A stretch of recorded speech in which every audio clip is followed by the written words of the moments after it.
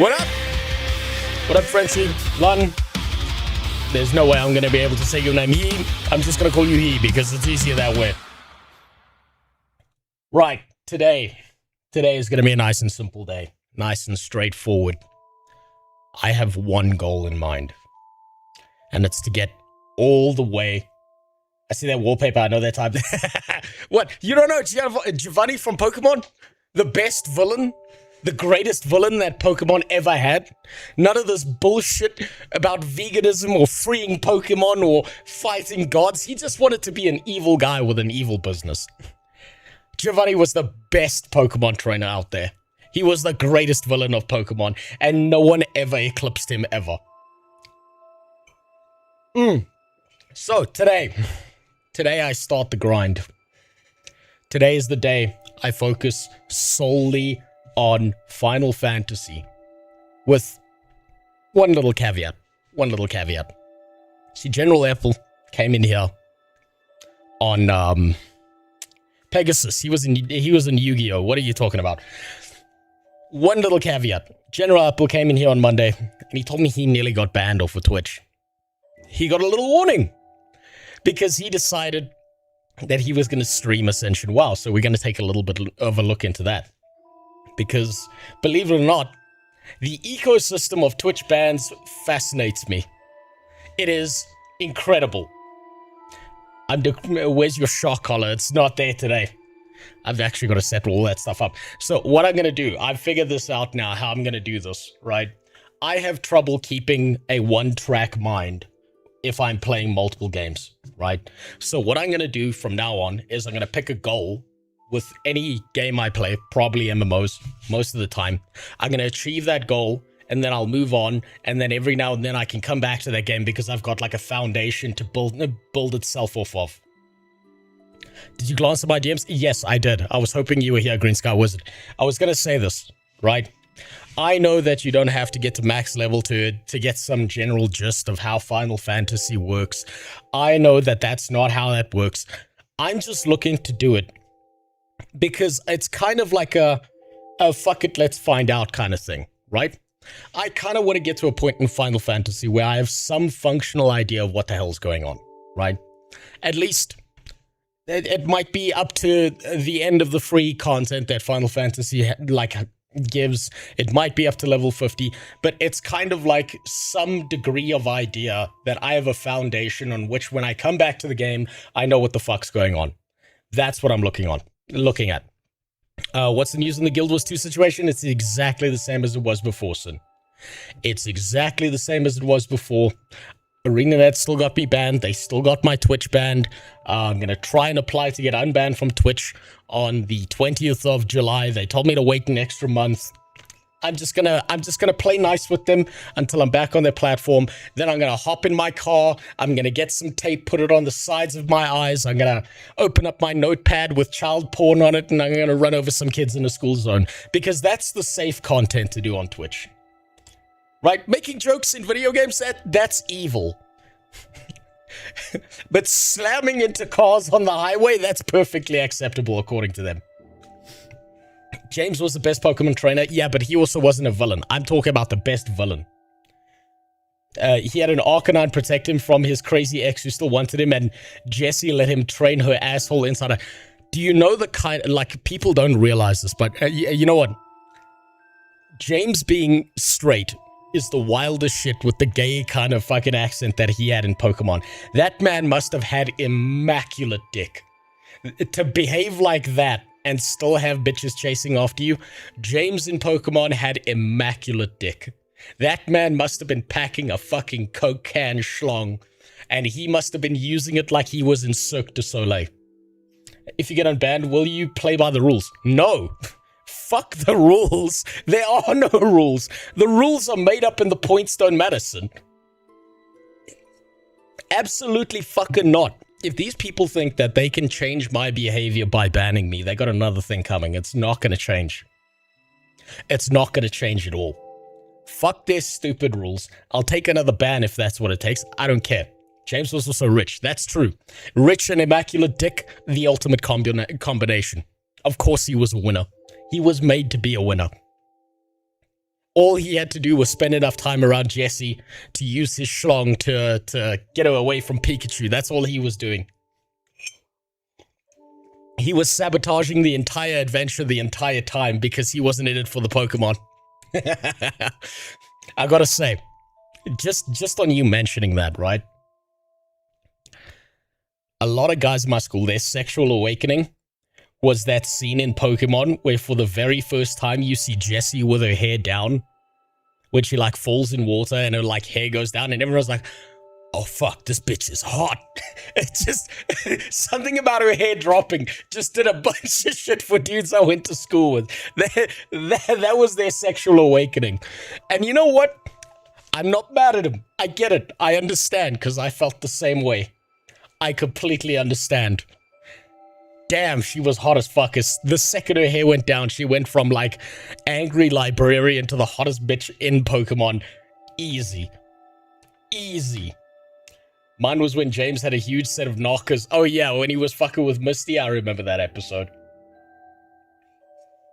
James was a man who was unburdened by reality. He was a god in Pokemon. He really fucking was. So, it's because of how goofy her haircut is. It makes you see her more as a clown than a woman. Here's a hot take. All women are clowns. All of them are clowns. What are you talking about, Green Sky Wizard? They put on makeup every day and they walk around in shoes that feel uncomfortable all the time. If that's not a clown, I don't know what is. So, I like your room. Yeah, so do I. I know, it's almost as clean as Asmongold's room, but, you know, I'm still working on it and I'm still going to make it worse. So, this is how today's going to go. We're going to take a look at why General Apple got a warning from Twitch for streaming Project Ascension. And I think it has to do a lot with the fact that Blizzard is shitting a brick over the fact that there are private servers that are starting to become more popular than their actual game. They got to protect that IP because they're going to be launching Classic Plus soon. I think Classic Plus is going to be a fucking disaster. I will be so goddamn relieved if it's not. But hey, I have no faith in MMOs anymore. That's just how it is. The one where Jessie got her face blasted by a turtle in a cage, yes. Yes, that's the one, I think. It's kind of all blended together in my mind over time, so I can't confirm or deny that one, but yes, I think that's the one. So, we're going to take a look at what happened to General Apple, and then after that, it's nothing but Final Fantasy. I'm going to be pushing to get as high of a level as possible in Final Fantasy, and we'll work our way from there. Turtle was much better than Ascension. It was, and you know what? Turtle is going to have been much better than Classic Plus. That's how it's going to work. Turtle is going to be infinitely better than Classic Plus, and it's going to make people fucking mad when they try out Classic Plus and it's just not as good. I've been playing the new Ascension server on the side, and it's been really fun since it's unironically Classic 2.0. Look, the private servers, weirdly enough, with World of Warcraft, private servers are fucking banging. They are great. They are exceptional. But they're kind of like Blizzard's dirty little secret where they try and attack everyone who shows them publicly because they are so scared that it's going to amplify people's attention towards those private servers and away from Blizzard. Because the simple fact is that modern Blizzard just cannot compete on a gameplay level. They just can't do that. They cannot do that. Makes me wonder what they think of the ring check. The ring check?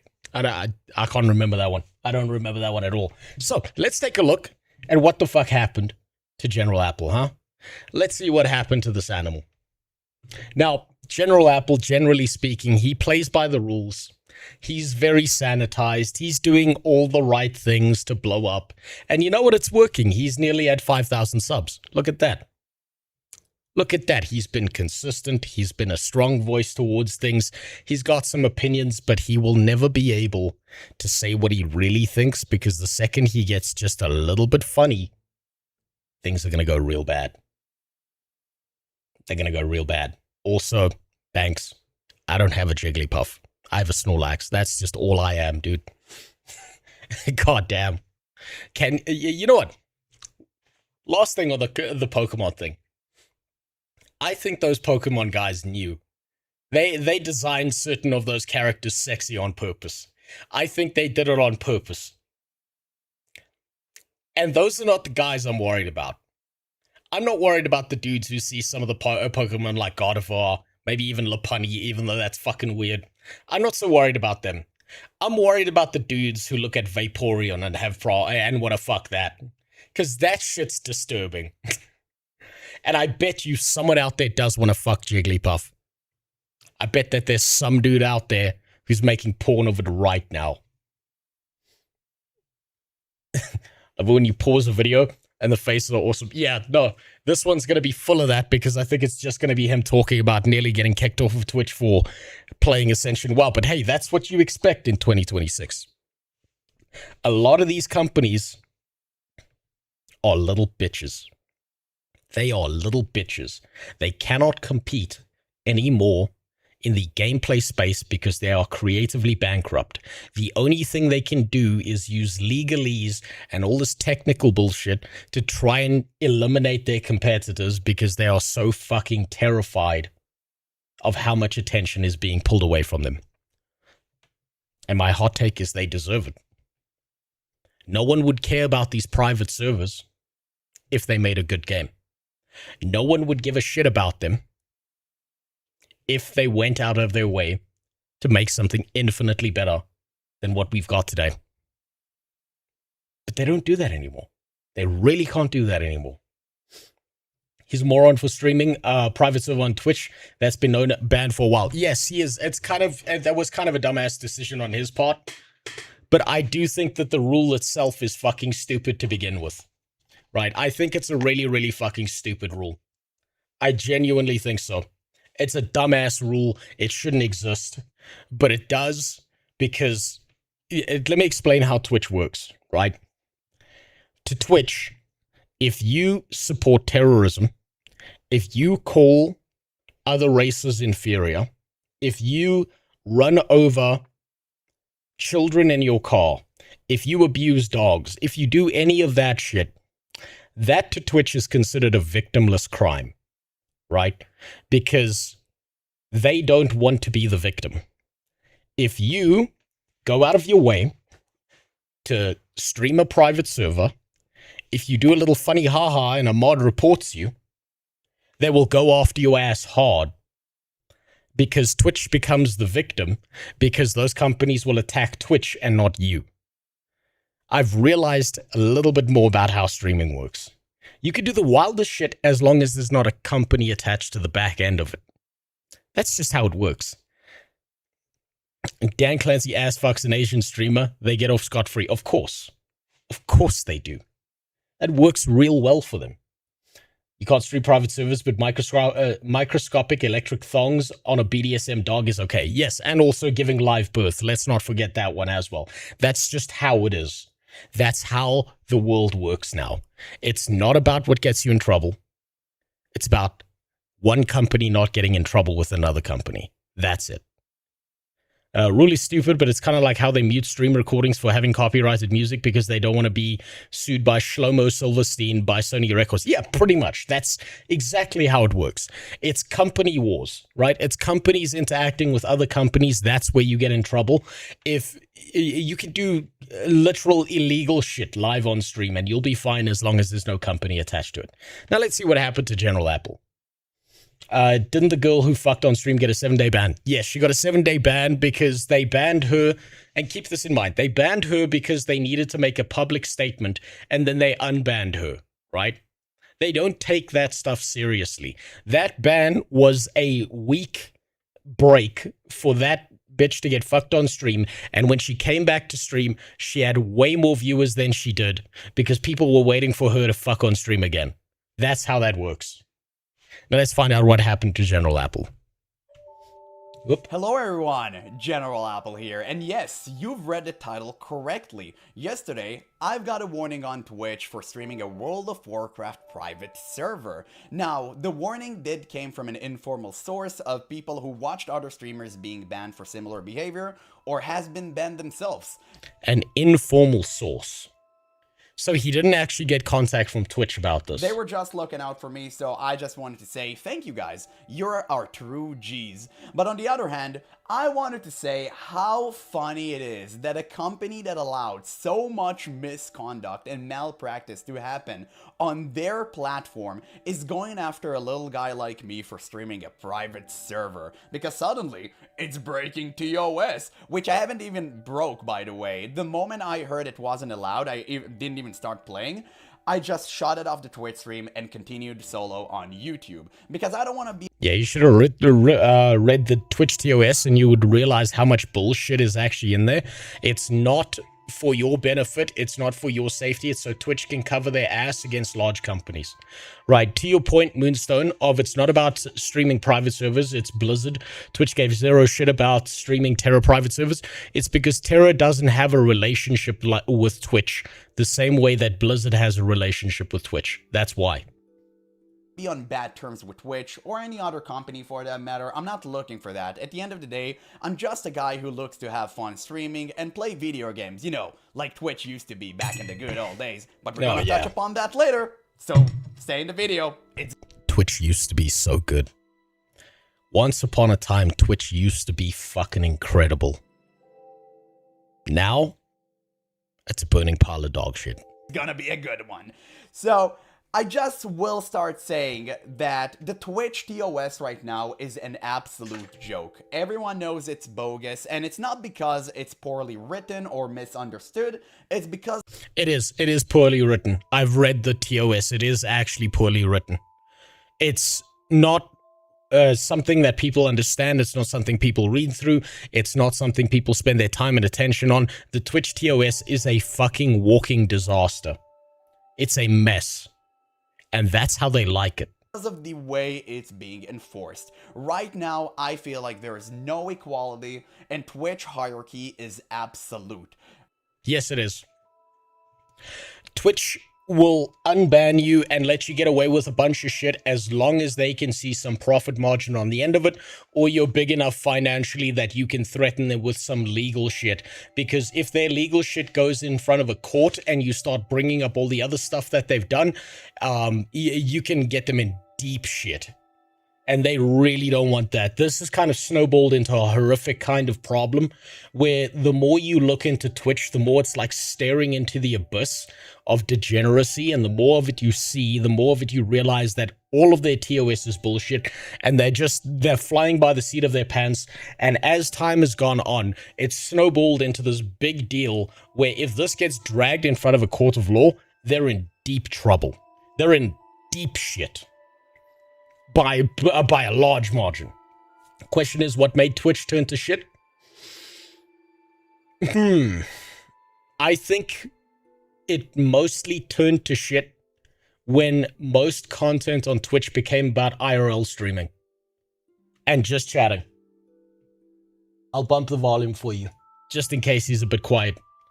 I think that IRL streaming led to a lot more horrific shit happening in the streaming space, and because it started dominating the streaming space, people started realizing that anything that wasn't video games, if you go into the just chatting section, if you go walk around on the street, the way you get attention, the way you get a large viewership is you do out-of-pocket shit in front of everyone else.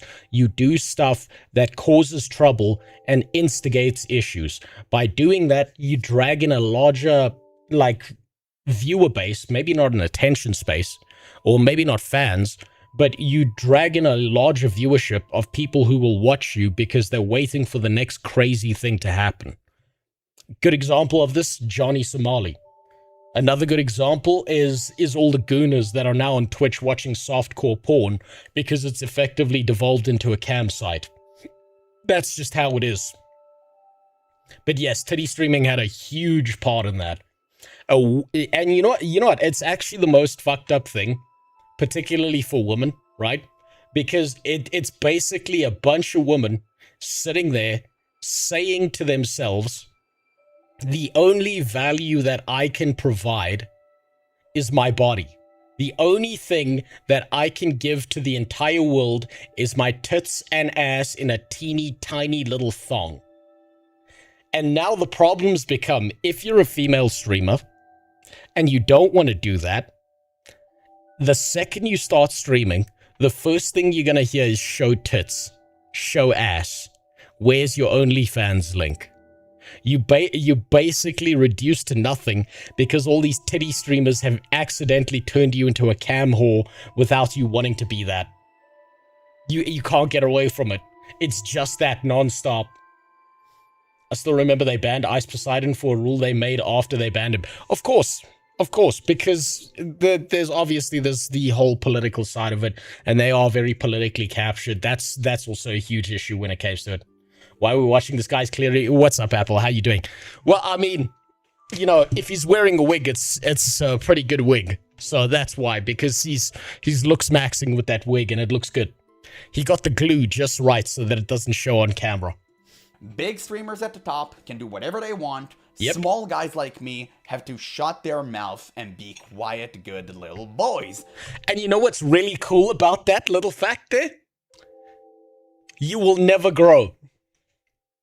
If you are a small streamer and you are not doing wild and interesting shit, if you do not have hard opinions that you can say, even if you hold those opinions genuinely, you cannot say them, and you become bland and homogenized and you're uninteresting, and that is exactly why I refuse to play by the rules. That's why I will say whatever the fuck I want on stream. Because these people do not get to suppress who I am based on some bullshit that they've typed up and put in a PDF for everyone else to read. Now, what's my opinion on VTubing? VTubing's interesting, right? VTubing is majority gooners, majority lazy female streamers, majority just a waste of time and space, and it's just people wanting to jack off to 2D characters instead of 3D ones. However, there are good, interesting, and funny VTubers at the very top of the game, but there's just not that many in comparison to the swathes of them that are beneath them. The ocean of just tits and ass that keeps on getting swung out there. Also, VTubers, weirdly enough, face more harsh TOS enforcement than IRL streamers doing the exact same thing, which is really interesting. Some VTubers are really funny, really interesting, but the large majority of them, they've spun up a model, they put it on camera, and they think that's going to make them blow up, but they don't have a personality behind that. And because they don't have a personality, they're just going to be in the same space forever, and they're probably out of pocket by like, I don't know, $5,000 for everything they bought to make that VTuber model work. You've really got to have like a personality. You've got to have a show that you run if you want to be a VTuber. You have to actually like push that shit real hard. Really, really hard. Twitch has always been a joke. It's just gotten worse over time. 10 years ago, they permabanned Asian Andy for eating nuggets, driving. Now they one day... Well, this is the thing, right? Asian Andy... His biggest problem was that he wasn't born as an Asian woman, so he's less sexually attractive to Dan Clancy. That's his biggest issue. Now, if he was, the second Dan Clancy became CEO of Twitch, he could have just sent him a titty picture and instantly been unbanned. You can always viewbot. Viewbotting sucks dick. Viewbotting is pathetic. Viewbotting is cope for weak pussy individuals who don't want to, who have no personality and who are just a bunch of like weak bitches. The best, how can I say this? The best viewbotter that I've seen caught recently is Clavicular, right? Clavicular's been caught viewbotting on Kick, and his viewership is down massively, and it's because what you realize is that there, like when it comes to viewbotting, there's like a popularity number behind it, where the more numbers you see, the more you think that there's attention on the person. The more attention you think there's on the person, the more people are likely to watch that person. When you take away the viewbots, you realize that this person is boring and bland and just a stupid piece of shit and no one actually wants to watch them. And you know what? If Twitch wanted to get rid of viewbots, they could do it tomorrow. But they won't do that. They'll never get rid of viewbots because they understand that it would be highly detrimental to their ability to try and earn money from advertisers if they started showing that like 99% of the streamers who get any amount of viewership are botting. They are. They just are. They understand the game's rigged, and they're willing to bend down to pick up that popularity. That's what they're willing to do. The reason I don't feel this is good for the platform long term is because you're not getting any new streamers on the scene. You never will. You never will. You will have certain streamers blow the fuck up because they've got a content strategy. So a good example of this is the Burnt Peanut. Burnt Peanut's got a brilliant content strategy behind everything he's doing that he's planned off of stream, or whoever's running his channel is planned off of stream. But on stream, you will have very, very, very few streamers ever blow the fuck up because you're not allowed to. You almost have to hit escape velocity and like slide by the TOS and get to that high size in popularity so you can fight back. So you have to build off platform and then move people over onto the platform to get away with it. Everyone right now, we see it clear as day, are choosing to either move platform or just don't start on Twitch. I myself didn't even start it on Twitch until I was streaming on YouTube for 2 months. No one does. The only reason I started on Twitch is because there was a huge asking for that on YouTube. People really wanted me to stream on Twitch because they love that website. They have like Prime subscription. You know, they have their reasons. So I wanted to be respectful of that. And I wanted just to grow my community. By the way, we've reached 100 followers as I'm recording this. So yeah, well done. Thank you guys so much. Surely Congrats. We'll grow even larger. We've been doing some great numbers recently and I couldn't be more grateful to you guys. But I digress. Back to the topic. Twitch TOS being an absolute joke. So what do I mean by that? Well, if we go not as far as even to the past year, we can see all sort of behaviors that would have gotten normal people to jail being allowed to be on Twitch. Yes. And what do I mean by that? Well, let me give you just a few examples of... Let's see. You know what? I should have built a bingo card for this. I should have built a goddamn bingo card for this shit, because I wanted to see how many of them he's going to call out versus the ones that I know about. Recent events that occurred on Twitch. So you had someone driving recklessly, getting into car accidents and endangering everyone around them. You had people shooting, stealing, and shocking their dogs. All of these things that went unsanctioned and unpunished. But for some reason, Twitch... So, let's see, what are the ones that he missed out on? Titty flashes, whipping out your pussy on stream, having sex on stream, giving live birth on stream, physically attacking and assaulting people out in public, interfering with, like, people in restaurants and shit, stealing. Did he mention stealing? I think he did mention stealing. We also had... We had a wave of people. There was some guy a while back, like this is years ago, who built what was effectively a Hydra, right? Yes, there was iShow Meat as well. Now, I don't know if you guys know about the Hydra situation. This was really interesting, right? There was a guy who figured out, because he was pissed off at Twitch, he started streaming porn to Twitch, and they banned the account. And he'd set it up so that if you ban the account, it creates 2 new accounts, and now 2 accounts are streaming porn. And then if you ban those 2 accounts then make 2 new accounts. And he basically made a Hydra where it just kept on amplifying the amount of streams showing porn on Twitch infinitely. And he got away with this for about a week. And the only reason I think that it stopped wasn't because they banned him, it's because he got bored of doing it. Sexual assault, yes, that's an important one. There's another one, sexual assault. Driving while on your phone, hitting people with your car. He did say assaulting people in public, I think, as well. Supporting terrorist, like recognized terrorist groups, that's another one. What else we got? We got being actively racist, like not in like a haha funny kind of way, but in a like I really want to go out and kill a bunch of people. We had that one guy, I can't even remember his name, who was calling Jewish people demons. Fuck, we had another guy who said he was gonna go out and kill all black people. God, there's been so fucking many of them. There have been so many of those cases. And Twitch just bans them temporarily.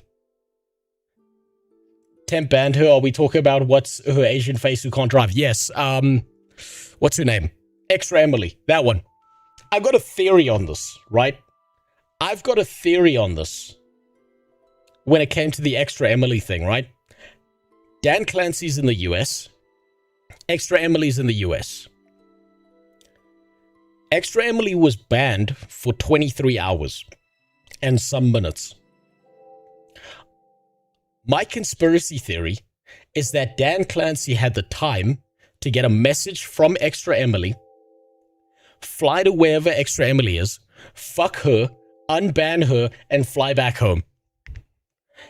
I feel like a 23-hour period time is just enough for him to do that.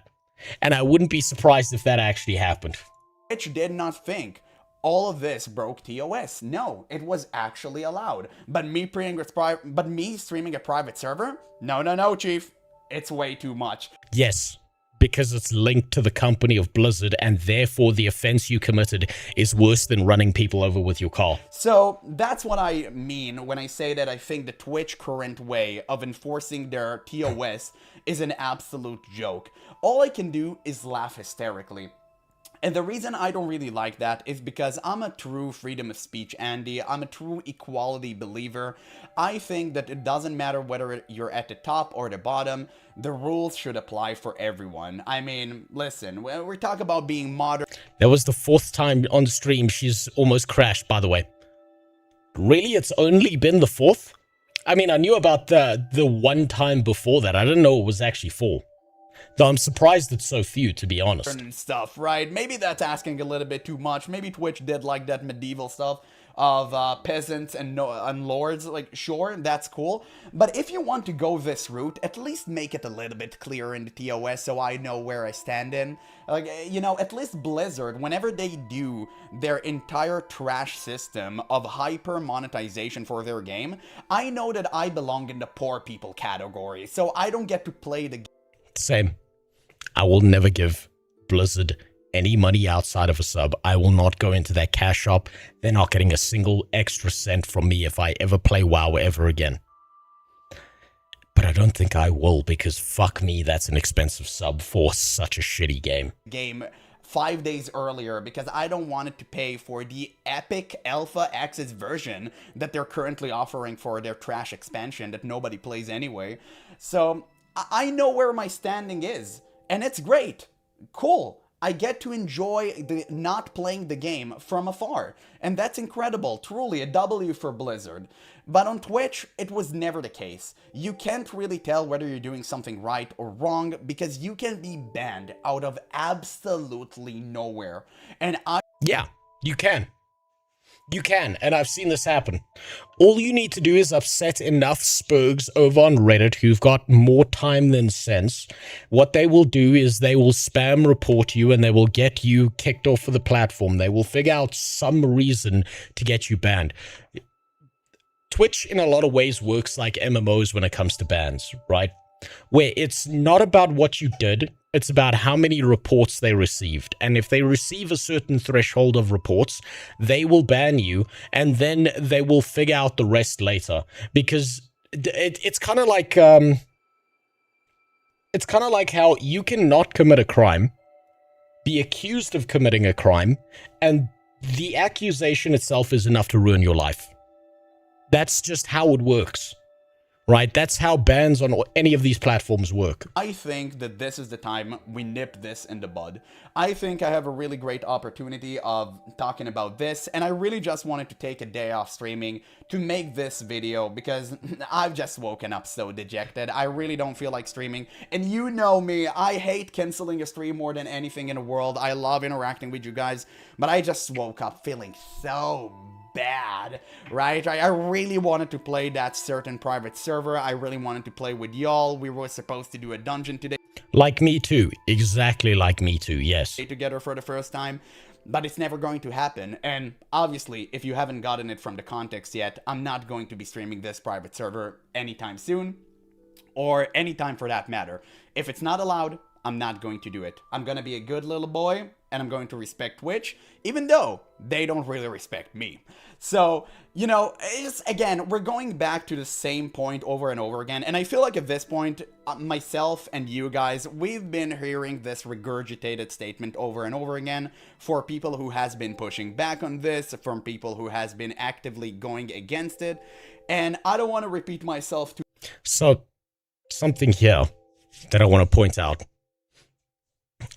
Another part of banning you, attacking you, you have an opinion that they don't like. This is done on purpose, right? This is done to demoralize you. This is done to get rid of you, right? They do not like a certain opinion, or they do not like a certain person's thoughts on a certain matter. The reason behind banning you, the reason that the Twitch staff will go out of their way to attack other political opinions or whatever they don't hold, or however ideologically captured they are, they're going there to ban you, to demoralize you, because you canceling that stream, General Apple, is exactly what they wanted, right? They wanted you to fuck off, and fuck off permanently. That's what they want. That's what they're doing. The whole idea behind it, the entire idea behind it is demoralize you or pressure you into thinking like them. Those are the entire points behind that. Think laws will ever change so streamers and gamers have actual rights? No. If I'm being honest, no. This is a private company issue. And I don't think that there will ever be laws or a large enough majority of people who give a shit about these things to ever have any kind of legal change occur. I think this is just par for the course. This is just how it is forever and ever, amen, and it's just going to keep getting worse. Mob reporting might lose that power in the future, like rape allegations have been due to so much fake ones. Yeah, maybe. Maybe it'll lose some attention over time. Maybe it'll get away from people, and people will be like, yeah, that's bullshit, I don't believe it. It'll be like the whole Juicy Smollett thing where he went out in like sub-zero conditions, put a rope around his neck, and then tried to pretend that a bunch of people fucking attacked him or some shit like that. It'll get to the point where no one will believe these people. And the problem with that is that when it does actually happen to someone, then you won't believe them and they'll have a harder time. So this is just pure detriment on society in all directions, right? That's just how it is. The only way that this ever changes, is if you have another platform that has grassroots support, that blows the fuck up, and other platforms die at the same time. And I just don't see that happening. Running a Twitch stream, running a streaming company is incredibly expensive. You're paying for server costs. A good example is Twitch is the biggest streaming platform out there on the internet. They have yet to have a single year where they've turned a profit. They just don't, they're just not in profit ever. That's just how it is. So it's never changing, in my opinion. This is just how it is for the rest of eternity. Repeat them either. There are plenty of people who are way more linguistically skilled than I am to explain the matter into further detail. So I'm gonna leave it to the experts. It's just my personal experience as someone who has been an avid Asmongold bald watcher for the past 6 years. Not so much recently, I just watch his gaming stuff. You know, I'm not into that politics. I've watched the politics stuff now. I've watched it. I've watched a bunch of politics streamers. I'm still trying to figure out where the attention draw is. I don't get it. I still don't get it. Like, I've tried to watch it to be like, maybe there's something here missing. Maybe there's a reason why so many people are watching this kind of stuff. And it doesn't make sense to me. I don't get it. I've tried. And every time, like, I'll open up one of those Asmongold politics videos, or I'll even open up a Hassan video, and I'll watch them for like 3 to 5 minutes. And the thought goes through my head of, I'm wasting my time and my life watching this. What the fuck am I doing? And then I just move on. I can't do it. I mostly watch Asmon shorts. I think I still watch his gameplay stuff. I like his gameplay stuff. But I can't stand the politics angle of it. I just can't. It doesn't work for me. But it is still the right thing. He still did the right thing by moving into politics because he's bigger now than he's ever been before. Because it turns out more people care about politics than they care about gaming or anything to do with those spaces whatsoever. With what's been happening recently to Twitch, General Apple, Asmon, Hassan, the hit and run, etc., do you think that Rumble, Kick, and YouTube will be pulling ahead, or do you think that people are just too entrenched? I think we're seeing a shift. I think we are living through a slow shift as people move over to Kick, right? I used to dog on Kick for the idea that it was just green Twitch, but the more I think about it, the more I realize what a genius decision it is to make Kick into just green Twitch, because it makes the switch over from Twitch to Kick that much easier for people to do, right? I think people are largely moving away from Twitch streaming spaces, and they're moving towards things like YouTube, they're moving to Kick, they're moving to X, they're moving even to like maybe Facebook streaming for really, really old people. And I think we are seeing a shift over time. I think Rumble, based on what you mentioned there, I think Rumble is going to be pure politics. It's just going to be the site where a bunch of people go to scream out their political opinions at people who agree with them. I think Kick might be like a second place to YouTube in the future when it comes to streaming gaming stuff. And I think that Kick is going to be like your overall just chattings. It's going to be it's going to be your jack of all trades.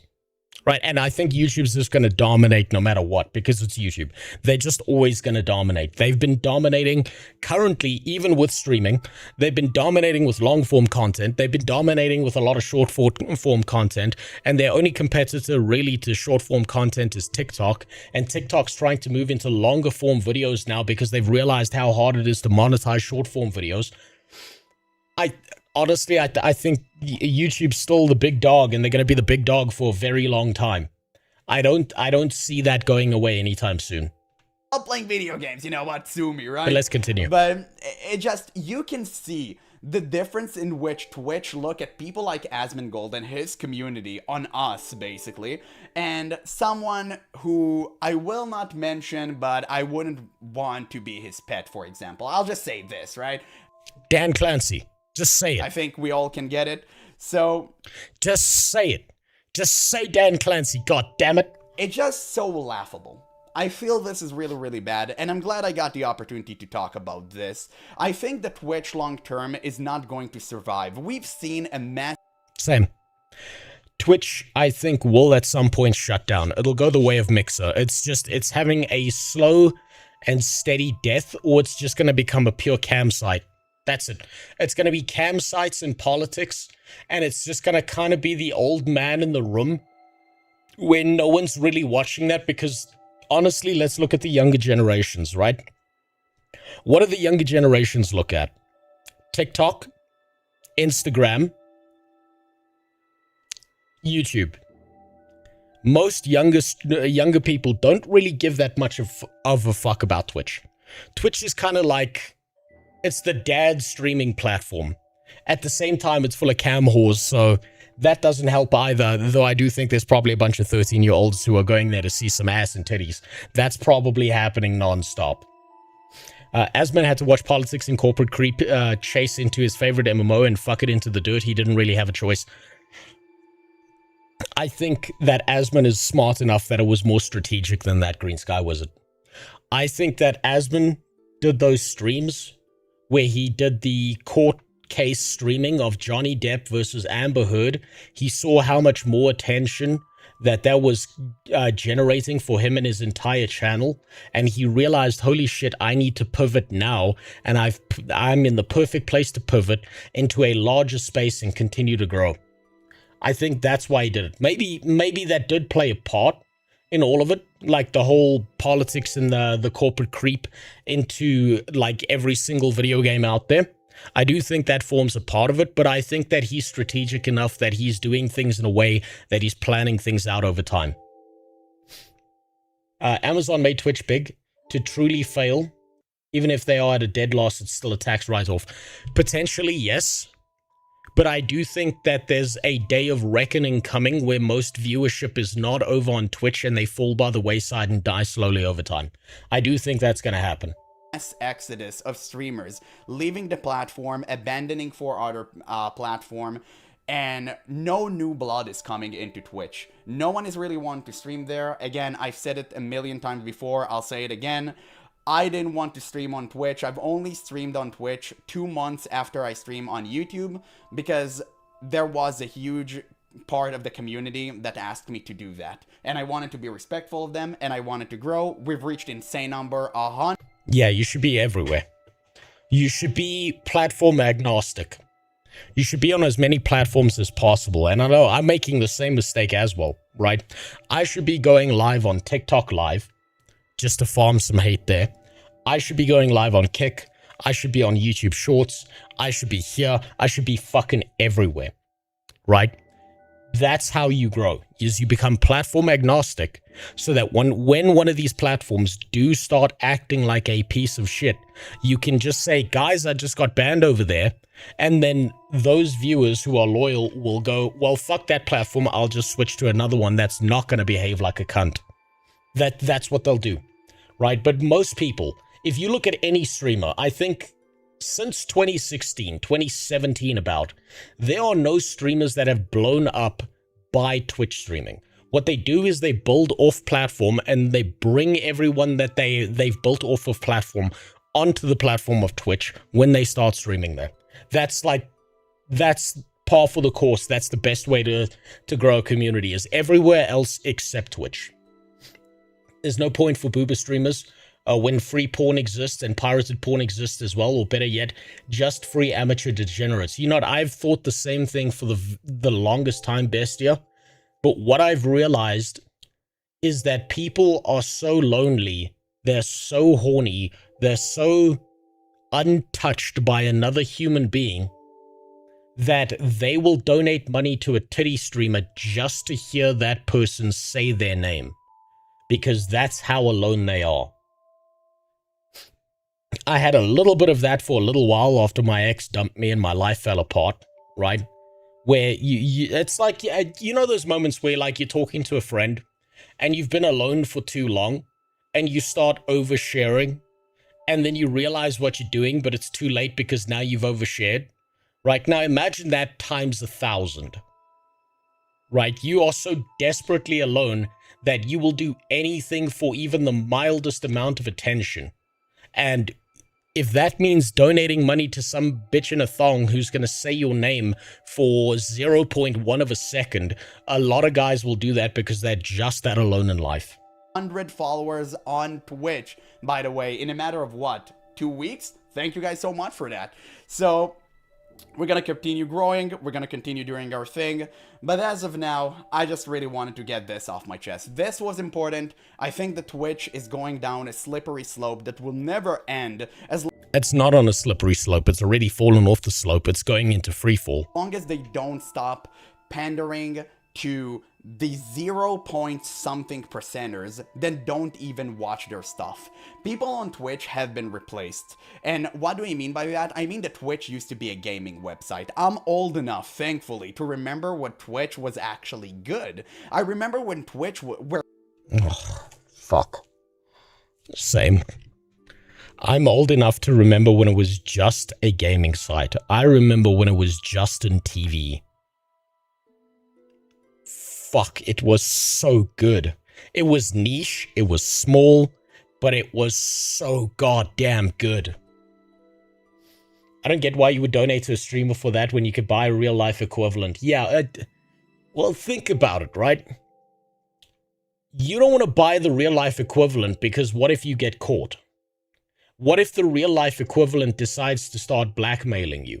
What if you've got an apartment, you've got a job, you've got co-workers who might know something about you, and then some crazy hooker shows up at your work and starts ruining things because you refuse to buy her a bumper Coke? Right? That's dangerous shit, right? And then there's other considerations like STDs and all of that other stuff as well. But it's the desperate... requirement for attention that you see, especially amongst young men, is real fucking bad. It's a real deep dark hole. So people will do almost anything for it. Twitch was niche platform, and whenever nobody really watched it, it was just us and the streamers. It was all very personal. Now, unfortunately, COVID actually expedited the entire process to a point where everyone is parasocial now, which, you already know what I think about that, right? So we shouldn't really touch upon this. And it just goes to show that Twitch has become something completely different. I feel like we went from video games to, how do you call it? Titty streamers. Bitches in thongs. Say it. Say it with me. Softcore porn site. Just chatting, basically live streaming, your vlogging, all of that cringe stuff that used to be on the fringes is now mainstream. And listen, if that's where humanity is going, I can't really prevent it. But I don't feel like we should silence the original Twitch mentality that was there from the very beginning and help the site reach the heights that it is now.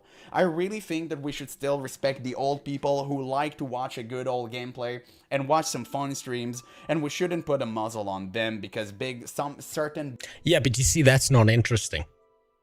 That's not entertaining. That's not enough for people. Think about how much of a crazy motherfucker you were when you were younger, right?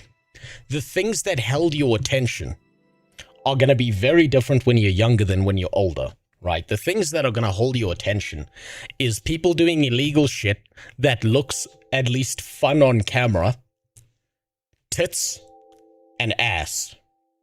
That's about it. You're not a fully formed human being. And that's why those young men will go and look at that shit. Because it's all they have. They haven't developed beyond that point. They're not looking for a guy who's doing a stream, who's playing a video game for the next 4 hours. Unless they're very invested into that video game, right? A good example of this is you can see that in MMOs, which are long-form games where people stream them constantly for months at a time, the average viewership will be far older than, and I know this, I've seen other people's metrics on this, I've seen my own metrics on this, it'll be people who are above the age of 25. If you go look at a Logan Paul video, the average age of that video will be 16.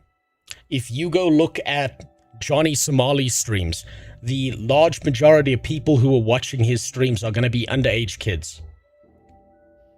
Because they're looking for some crazy shit to happen because they see that as entertainment. And the younger generation is more connected. They've been online for longer, but with less technical skills. And so what happens is they tend to funnel towards the same kind of platforms. And that's just going to keep on happening. It's just going to get worse. I'm just waiting for the big YouTubers and streamers, the ones with real viewers, to get tired of the corporate BS and make a new better platform. It'll never happen. That's kind of what Kick is, right, Rosario? That's exactly what Train did. The best hope for that is what Kick is. That's it. Big companies ask for, and maybe just for the love of God, actually enforce your TOS in a rightful, justifiable manner. Never gonna happen. You're asking for the fucking moon, dude. Never gonna happen. This is how the game is played. Get used to it. Adapt, overcome, survive. That's all you've got, because it's never changing. What's up, Sigma Black? We're basically, we're listening to General Apple bitch about Twitch, because he got a warning that he might be in trouble because he streamed a private server on Twitch. And, that's a more bannable offense than fucking on camera. I think that would be beneficial for all. I'm not saying we should be allowed to... You should create a new Manosphere channel. Here's the problem. I could never create a Manosphere channel because I'm not going to go and tell a bunch of dudes to start hating women. Right? And so it's something that'll never blow the fuck up. I'm not gonna go on camera and be like, all women should be in cages being treated like dogs. I'm not gonna do that, so that's never gonna work. Private server, obviously, I respect it. It's not allowed, completely fine, I get it. But I feel like we shouldn't really be able to stream criminal activities. I don't know, call me crazy, right? But fucking on camera is called porn. Why is that a problem? Because Twitch is actively trying to court 13-year-olds into seeing sexually illicit material that they shouldn't be looking at while their brain is forming at such a young age. That's why. That's why that's a problem. If you want that shit and you're over 18, go to a porn site. Better yet, hang around outside offices at 2 in the morning and wait until the female worker has to walk home alone. And then you start running at her aggressively. They love that shit. So, anyway, I feel like we've gone too much, you know, maybe it's just old men rambling. I really don't want to go and talk about the time where Twitch, Twitch wasn't a pool streaming ASMR cringe feed. Porn, say porn. Yes, and fake hype streamers completely hijacked the platform. You know, it's a discussion for a whole different day. I just want to share my experience on how laughable the current Twitch TOS is and how I want it to be changed. So it's never changing, sorry. It's never gonna change. I've given up on this fight. It's never changing. It's just gonna get worse. So, anyway, thank you guys for listening. Hope you understand why I'm not going to be streaming today. And, that's what they wanted. They wanted to demoralize make sure you. To let me know what's your opinion about this, because I have a lot more to say, and I would like to make more such videos as this in the future. So, once again, thank you guys so much for watching, and I'll see y'all tomorrow. Yeah, not bad. Not bad. Fair takes. He's being nice. He's being friendly. He's not like, you know, he's not going overboard with it. He's playing by the rules still. I think this is going to happen at some point. I think this is a prediction. This might be wrong. This is a prediction, but I think that suppression always leads to crash outs, right? One day, and this is a prediction. This is not against General Apple. This is just a prediction of what I think might happen. One day, General Apple, after years of suppressing himself, might just fucking snap. He might just snap and have the biggest fucking crash out ever. Because the more you suppress yourself, it becomes a pressure cooker with a shitty lid. And eventually it's going to pop the fuck off. Let's see what the comments have to say about this, though. Let's see. Twitch is fucking garbage. Absolutely. Great video. I fucking hate this company. Twitch will never enforce TOS on big streamers because of the cut they get on sub money. Absolutely. That's why they'll never get rid of view barters either. Yes, that's Twitch. I'm surprised that he hasn't got a bunch of Redditors under here saying, well, if you just played by the rules, then you wouldn't have to worry about this. As if the rules make any sense. I'm surprised by that one. But usually, okay, so I've noticed this about YouTube comments, right? Usually, comments for the first day or two are generally sensible, even if someone disagrees with you. And then it hits about day 5, day 6, and that's when the retards show up with the dumbest fucking opinions in the world. Redditors wouldn't watch Apple. They would. They would for hate-watching purposes. I know this. You have no idea the depths of a retarded Redditor's mind. Right? They hate watch shit all the time because they're miserable fucking human beings. I gotta wait 8 minutes for the bus. Oh, well, at least you got a job, dude. At least you got a job. Don't worry about that. Work around the corner and it's 50 cents. That, you know what? That sounds like a functional society, so good for you. Hate watching? Yeah, I thought of that. Yeah, no, there are hate watchers. Congrats on your success. New to your channel, enjoy your points and view of content. Okay, so generally, everyone's being nice. If we filter this by newest, let's see if he's got any hate here. Let's see. Confused as to why you're not allowed to stream a private server? Because they're in bed with Blizzard. Blizzard is going to throw a shit fit. Twitch doesn't want to get in trouble with them. That'll get you banned. That's why. If anything inappropriate happens, wouldn't you want it to not be associated with the actual product? It is associated with the product because it's still World of Warcraft. They don't care. It's their IP. You can sexually assault on Twitch, but sure, let's not let people stream games. Yes. Multi-stream, put it on YouTube, kick hell anywhere you can, build your channel across the internet, raise your digital empire. Yes, that's exactly what you're supposed to do. Yeah, he hasn't got any retards yet. He hasn't got any retards saying, well, if you just play by the rules, then everything would be fine. He hasn't got them yet. They're coming. Don't you worry, they're coming. You're going to get one or two of them. So don't you fucking worry about that, buddy boy. They're going to show up. They're always there. I'm a Redditor and I watched Apple. But I find him pretty motherfucking sane. Yeah, well, I mean, you're one of the few Redditors then who are fucking sane. I bet you've got a few comments on Reddit that have gotten you blocked or kicked off of certain subreddits, probably. He's got some really good points. Yes, he does. He does make decent points. He doesn't fuck around. He doesn't give these crazy, insane fucking takes. He doesn't lie. He doesn't make up a bunch of bullshit about other people. So he's fine. He'll be fine. He'll grow over time. Now, let's play some fucking Final Fantasy. Enough of this bullshit. I didn't get to play any Final Fantasy yesterday. Time to play some Final Fantasy today. Let's just find the right category. There it is. And get into this. Translation. Yeah, suck Blizzard's balls. That's what you got to do. You've got to be deep in the back there. You got to be giving them breast milk on a daily basis. That's just how it works. I once posted on Reddit an idea I had for a WoW expansion just for fun and got blocked and banned due to AI accusations. Reddit is... You got to remember, Reddit's fucking retarded. You go on Reddit to post the craziest shit and you will see people agree with you. If you post anything logical, you're going to get banned and blocked and they're going to accuse you of AI or whatever the fuck else. That's just going to keep on happening. Now, let's play some goddamn Final Fantasy.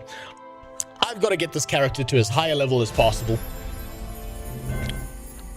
That way I've got a baseline to work from as I play other MMOs, and when I come back to Final Fantasy, I know what the fuck's going on. Now, last time, if I remember correctly... Nope, let's get the fuck out of here. I was... just after I met Curious George. Just after I met him.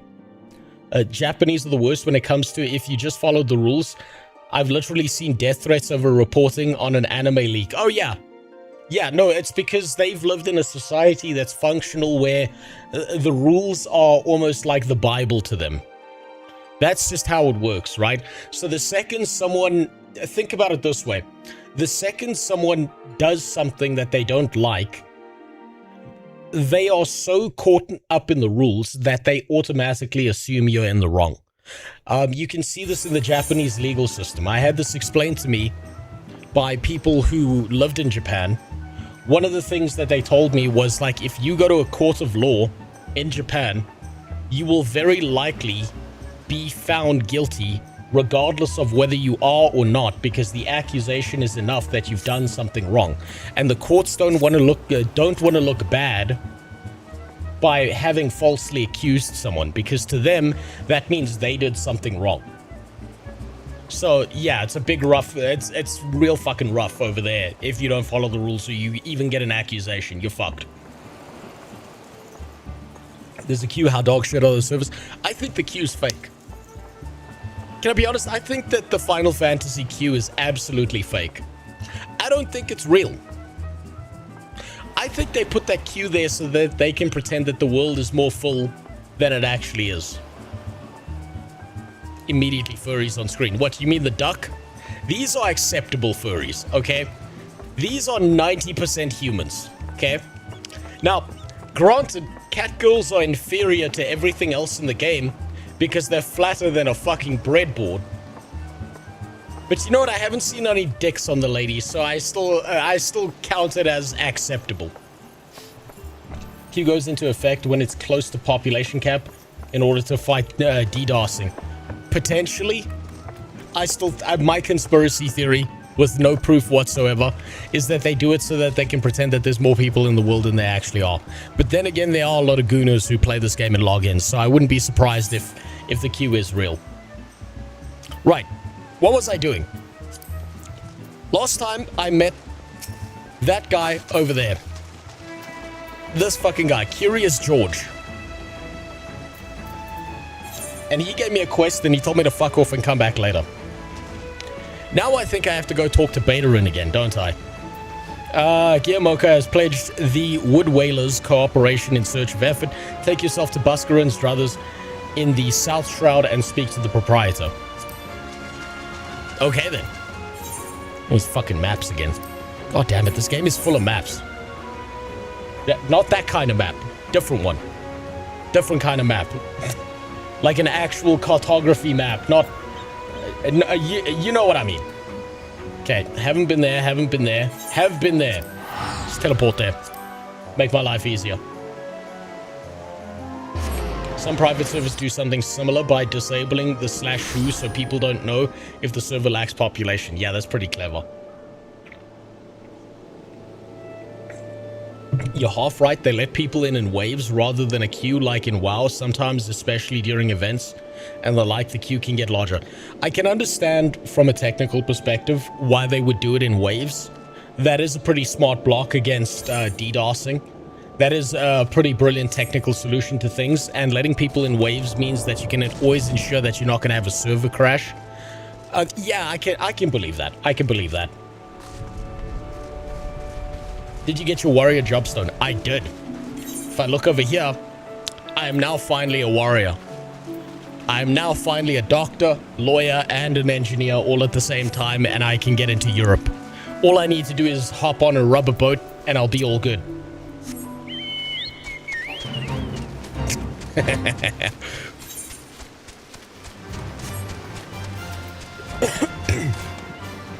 All I can say is, at the peak of the game's success, it took over an hour to get through the queue, so something about it is 100% real.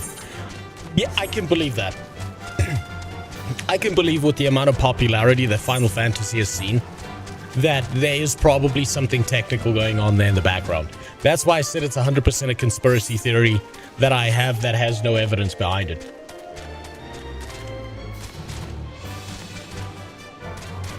Labour? What, you mean the political party in the UK?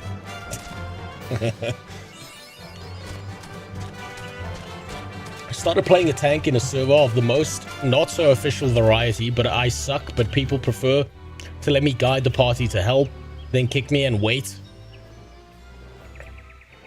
for someone else. Yes, no, it's fucking beautiful. If you're a tank, you can get away with the most ridiculous shit. Because people are desperate to not have to wait in queue for another tank. They will forgive you for fuck-ups, and it's wonderful. You know what, I've slowly fallen in love with tanking. Because you can get away with so much bullshit in MMOs. Because no one wants to have to sit in queue for 30 minutes. No one wants to have to do that. So you can get away with a bunch of stuff. I remember when Endwalker expansion released, it took 2 to 3 hours just to log in one of the less popular data centers. I mean, do you think that's going to happen again with Dawnwalker? That's the real question. Can they hit those same heights of queues as they used to have? Right, let's talk to this guy. Let's hope he has voice acting. Nope. This is just Betarin, but in a wife beater. They just like, oh no, they made Betarin sexy and moved him to a different location. Let's hope he talks normally. Did you hear EverQuest Legends has gone into open beta? It's $20 and then $9 per month separate from a regular EQ sub. I refuse to play it, but hey, I didn't even hear about it. EverQuest is kind of an outdated game. I think the only people who are going to be playing that majority are going to be people over the age of 35. And I'm not quite there yet. Let's see. You mean Evercold? Yes, I meant Evercold. Sorry, Dawntrail's the other one. They have rebuilt a lot of trust from Dawntrail. It won't be as absurd as during Endwalker. Well, I suppose I'll see. I suppose we'll see. There's no voice acting outside of the MSQ. There's been a little bit of voice acting that I've come across outside of the MSQ.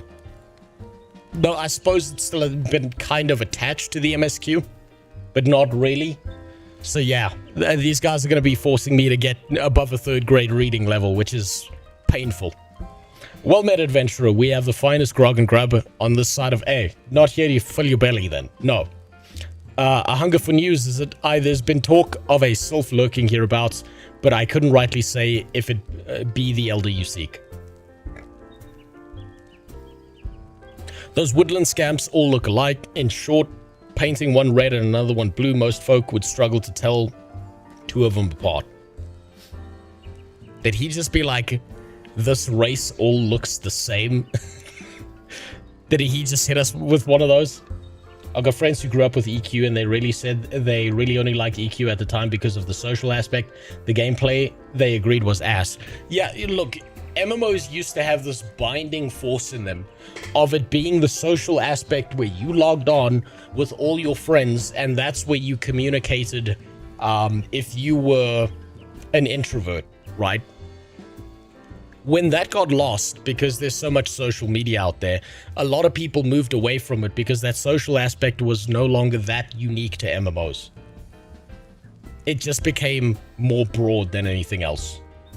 What's the reason you're playing this game, and what are the genuinely fun moments you're looking forward to? So the reason I'm playing this is because I can't play Guild Wars 2, goddammit. No, it's... I'm genuinely interested to see what is the hype behind this. Why do people love this game? Why is it that people are so fucking obsessed with Final Fantasy? So far, it's had some decent moments. I will say that the combat is shitty and needs a rework, because it feels like a turn-based system that's turned into a tab targeting system and isn't that good. I think the parts that have been the best so far have been the world design, have been the story elements that have driven me forward so far. And it's just got a lot of stuff in it, I suppose. Also, dungeons have been fun. Dungeons have been kind of fun. They're at my pace of being shitty at MMOs. Let's see, if you have the time, maybe you could stay a while and see what the gods have in store. You never know. You might even stumble across the Sylph Elder yourself. Alright. I gotta say though, this game is 90% talking to some guy. It's walk to one area, talk to someone, then walk somewhere else and talk to someone else. Buscaron could use an adventure to douse a fight brewing at his establishment. No word of the Sylph Elder yet, but I'm sure it's only a matter of time. In the meantime, how about doing a favor for old Buscaron in return? Right then, let's put you to work. There's a customer outside who's spoiling for a fight and I need you to cool him off for me. No need to go cracking any skulls though, just take this tub of cold water and douse the drunk. It tends to do the trick. My patrons can swill grog all night and carouse loud enough to wake the dead if they wish, but as soon as they turn violent, I've got to put my boot down. Okay. Average bar. Been playing this game for 5 months and I have to say Warrior is a fun class even though I have absolutely no idea what I'm doing. I'm in the same boat as you. I have no fucking clue what I'm doing half the time, but I do have to say the melee combat in this game, mostly because I haven't experienced any of the magic and stuff like that, the melee combat in this game does hold up. I just wish it was more interactive. I do wish it was more interactive. It feels very turn-based. What are you staring at? You want to keep them eyes in your face. What am I supposed to do here? Use that on him?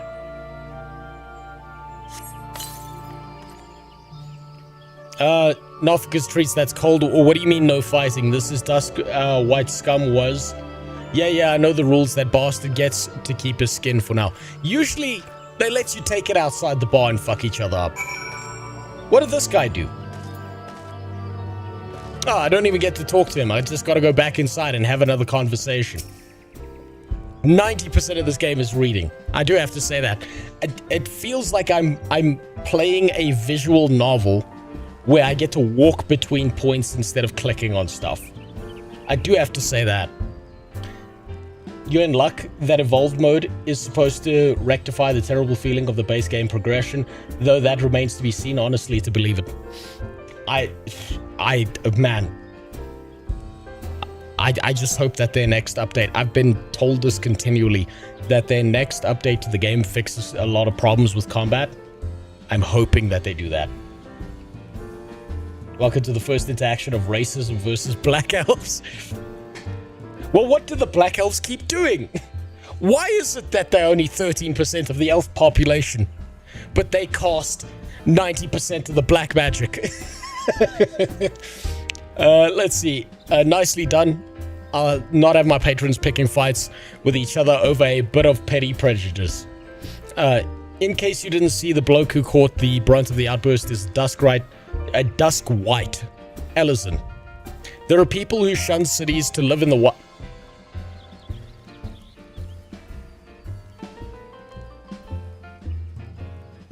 You're telling me that the elves with darker skin live in the tribal homelands in mud huts? What did the Japanese people mean by this? I don't know why, but every time we bring the dark elves into a city, the city degenerates. It just keeps on going bad. What the fuck? That's the thing about Final Fantasy 14. 14 is a real single-player RPG that has an MMO in it, but once you get into some of the MMO aspects, you're in for a treat. The MMO aspects, I think, need to be more prominent in 14. I'm just being honest. The MMO aspects here have been the most fun aspects of this game. The RPG elements are kind of take it or leave it so far. There are people who shun cities and live in the wilds, making them no better than the brigands in the eyes of many. To be fair, Dusk Whites can be an unruly lot, but they ain't so bad once you get to know them, and it don't seem right to bar a whole race of people from the druthers for the misdeeds of a few.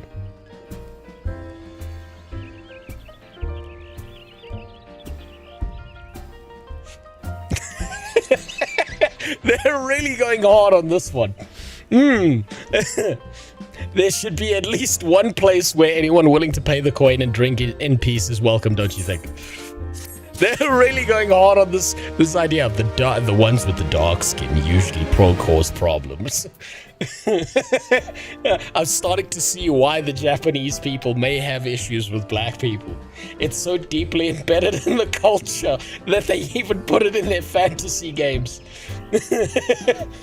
It's even funnier, the descendants of a failed underground empire called Galmara, which spans the entire underground Gridania, the Black Shroud. The modern ones live in huts or underground. Oh, it's beautiful. Oh god, I love these elements of the fucking story. It's so impressive.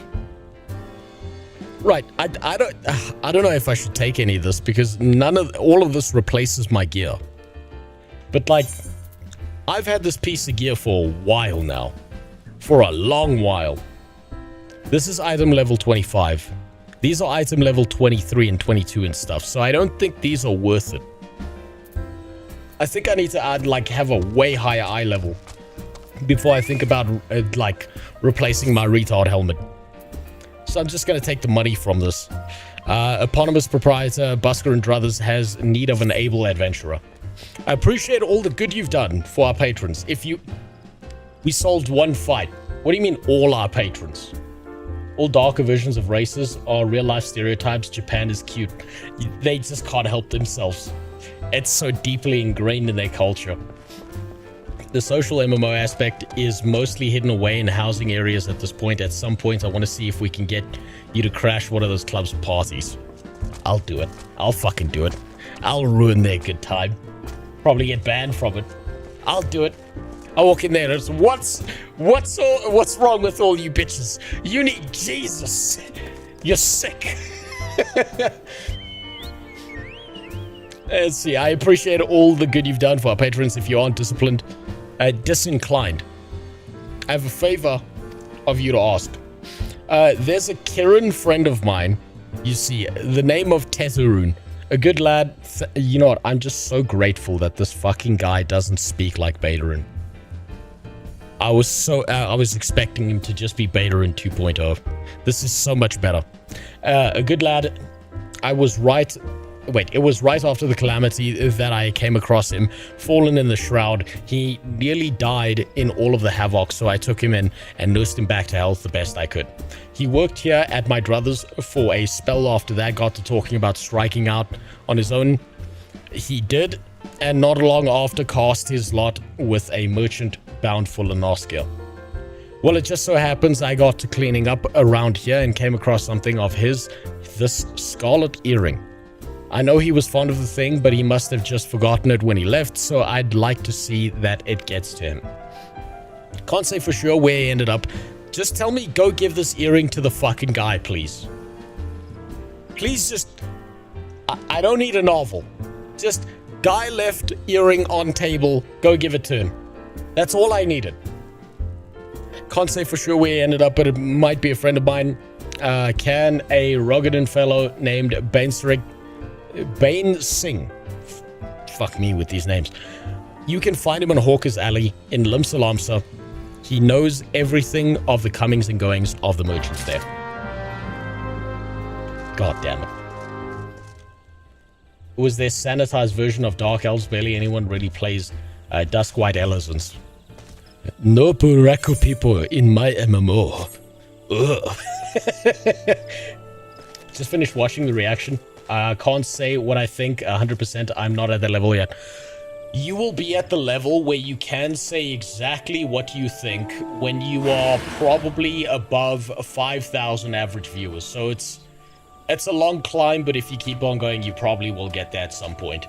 The reality is that it's only the big boys who can fight back in any kind of legal sense and get Twitch in trouble with legalities that you will ever be able to push back against it. That's the problem. And it makes growth infinitely more difficult because you're supposed to be a homogenized generic person. And guess what? Homogenized generic people don't grow. That's the problem with it. They literally turn it up to hard mode. Being a small streamer, being a content creator, trying to grow and doing all of that shit makes your life infinitely more difficult. That's why it's really, really funny when you see a lot of big streamers talking about how to become a big streamer, because they've forgotten. And because they did it in a different period of time long, long ago. So a lot of their advice is completely invalidated because it doesn't apply today. That's the really funny part about it. So this is a bar secluded in a corner of the woods where the barkeeper wears a collar and he takes in men to nurse them back to health. Yes, and he doesn't like it when guys fight inside his bar. He prefers his men without bruises. By the way, Rogadan names are technically 2 words in their language. There's a dude in Limsa by the Fishers Guild whose name unironically means yellow snow.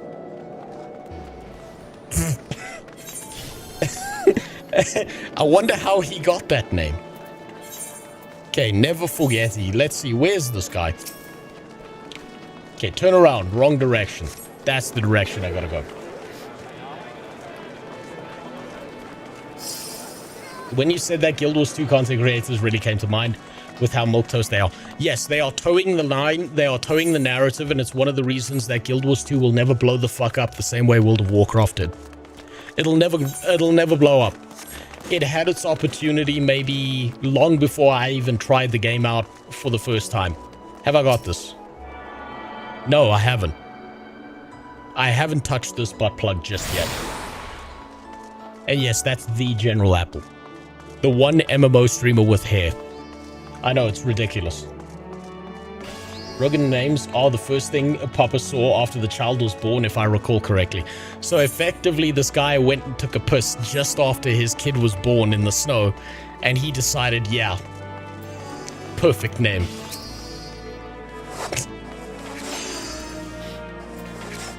After you found a way to Orca's Alley, a friend... Oh no, he's gonna be one of those. A Kirin that worked at Druthers. Aye, you speak of Tetheroon. Related to that, you know, the worst names in this game are all the Lalafell children. I know this is going to be a child. I know this is going to be a child just based on whatever the fuck that thing is. Bloke just over there by some of the blood, by some blood or another, Two of them put in together and were making good coin, but old Tezaroon up and left Limsa not long ago. Couldn't say as to why or where. You're better off asking that person himself. He can be tight of lip though. I warn you, best take this chicken egg with you. Little bastard loves the bloody things. Can I offer you this egg in these trying times? This is what I mean when I say that this game feels like a fucking visual novel. I'm not out there fighting monsters. I'm just walking around talking to people in different zones. It's not a Lala. Kirin are standalone race. Lowly beast race, not good enough to be playable. Do people want them to be playable though? That's the real question. Do people actually want to play them?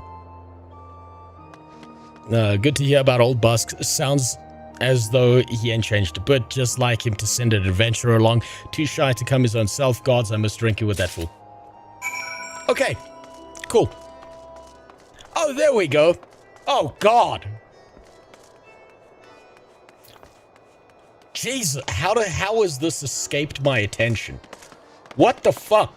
It's like a D&D kobold if was born with extra chromosomes. Dear Lord, what the fuck? Everywhere I go, I just see images of her. Let's see. Customers be welcome, not customer. Not come with custom. Cooker and busy with business. Too busy for blather. Okay, we'll just give him one of those. Chicken egg. Kokorun loves chicken egg. Love chicken egg more than love customer. Looking for Tezaroon. Tezaroon, no here. Tezaroon, leave Limsa. Tezaroon, go look for Sparklies. Now working at Trading Post. Good Trading Post. Forget where Trading Post is. Weinberg, no. Tezaroon, Weinberg. Oh, God, we gotta go fucking talk to another person. Yeah, this is Midget Jar Jar Binks. I hope this person or any of their race is no longer involved in the story or the main quest line after this point. Because I don't want to hear Misa Jar Jar Binks. I don't need to hear that. I lived through Star Wars once. I hated him then. And the only redeemable thing they could have done with Jar Jar Binks as a Gungan was making him into Darth Jar Jar, and they just didn't have the balls to do it. Jar Jar Binks would have been the perfect, like, you know, Sith Lord. Because it means that every fucked up thing he did to try and sabotage everything would have been intentional. But they just didn't have the dick and balls on them to do that. Weinberg knows no Trading Post. Weinberg at Ferry Docks. You go to Ferry Docks. Kokorun, forget things. That's what your name is. I don't know how to pronounce that. Weinberg, remember things. You talk to Weinberg, not Kokorun. Yeah, yes. I'll talk to anyone except you. Right, to the docks. That's down this way. Too bad level 80 MSQ as you go through a village of this. Oh, is there any way to skip that?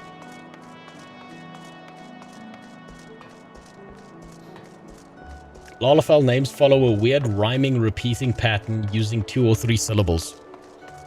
I'll tell you what Lalafell should follow with. They should follow with a report to the FBI and your name being put on a list if you choose to play one of those characters. I'm going the wrong way, aren't I? No, I'm going the right way. I just need to go downstairs. I think.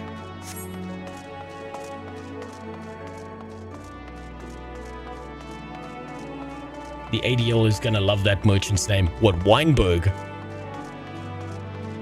I mean, kinda, I suppose. I think they would have been more on the nose if they just called him Shekelberg. I don't think I have this. No, I do. I've been down here before.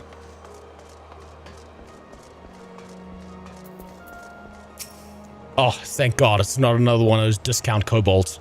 Tezaroon, I have seen him. That is to say, I saw him. He was headed somewhere up north by the way of the ferry to Aleport. Might as well head there and see what you can suss out. The skipper here can take you there. When you arrive, I'd start by asking Old Foat. He's an old hand what knows a great deal about a great many things. Which one did he say to go to? Aleport. Aleport it is. Yeah, sure.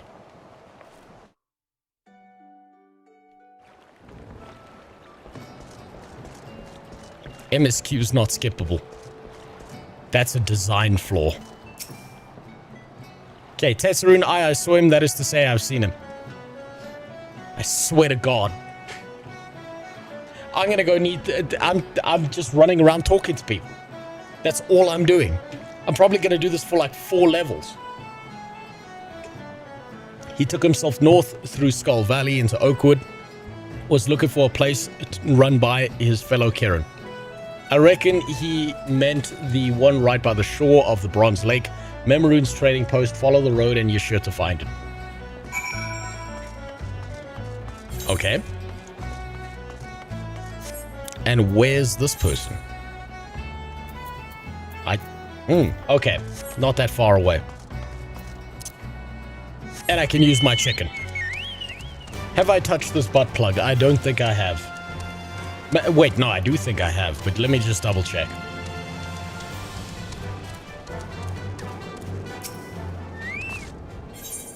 Yeah, yep, I've touched this one.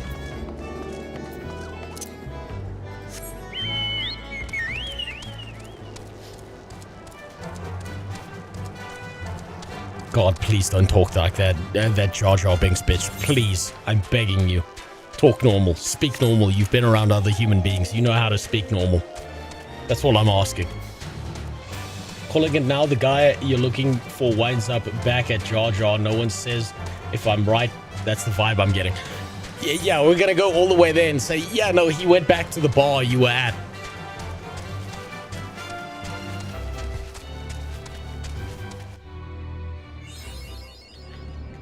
That's honestly gonna make me question what the fuck was the point of this quest line. If that ends up being the case. God, I hope that's not true.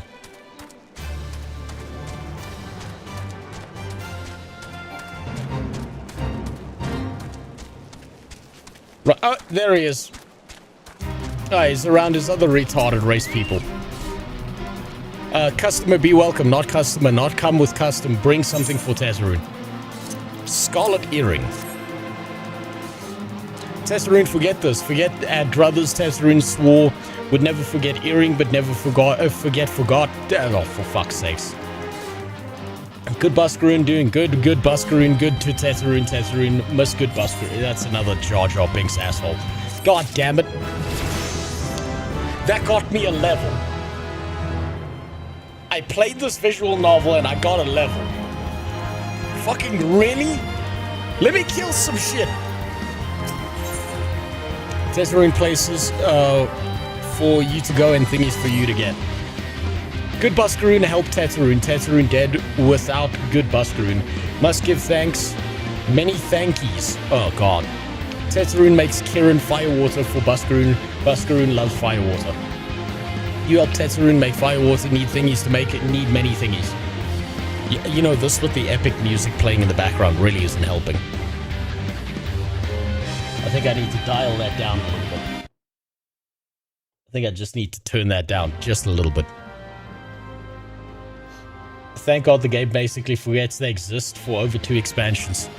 Only 2? They should have forgot they existed for the entire time. Like microbrewing. That thing that every old man gets into. They open a brewery in their basement and they think they're going to make the new IPA that everyone's going to drink.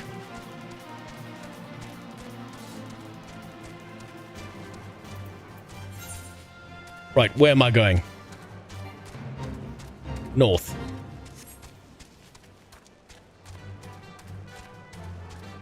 There's an optional dungeon I can do. Well, you know what? I want to see if the MSQ takes me there or whether it completely forgets that I can do those. I'm kind of interested to see, like, how deeply involved does the MSQ get? Or is it just going to be like the MSQ is going to continue to just be side quests? I wonder if I can get down here without dying. Yep, I'm good.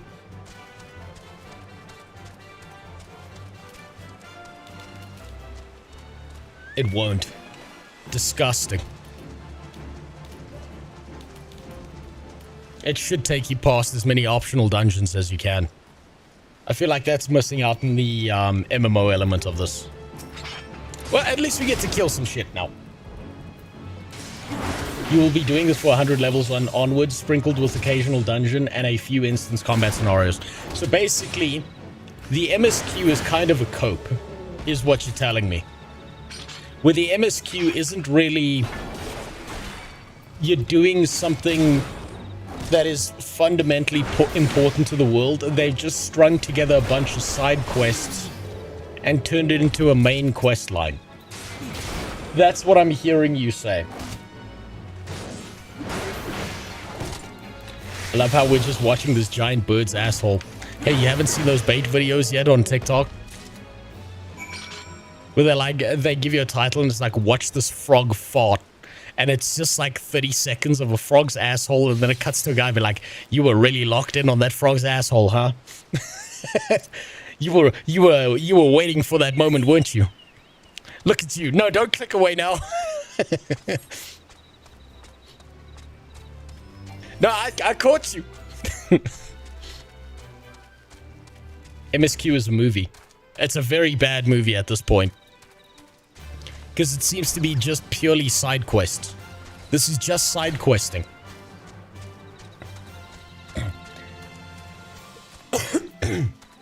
There are dungeons that are part of the MSQ, but the optional ones you need to seek out separately. Well, I'll seek those out later. Let's see what the MSQ gives us. I mean, so far it's taken us through like a beginning level dungeon, and then I had like a little side thing where I did a few tanking for a few dungeon things. But like nothing that was really deeply involved with the main story questline. Tezzerune, make firewater, you bring thingies. Okay, yes, I brought your thingies. Just get me the fuck away from you, that's all I want. Tezzerune, make firewater now, make good firewater for good Buskaroo.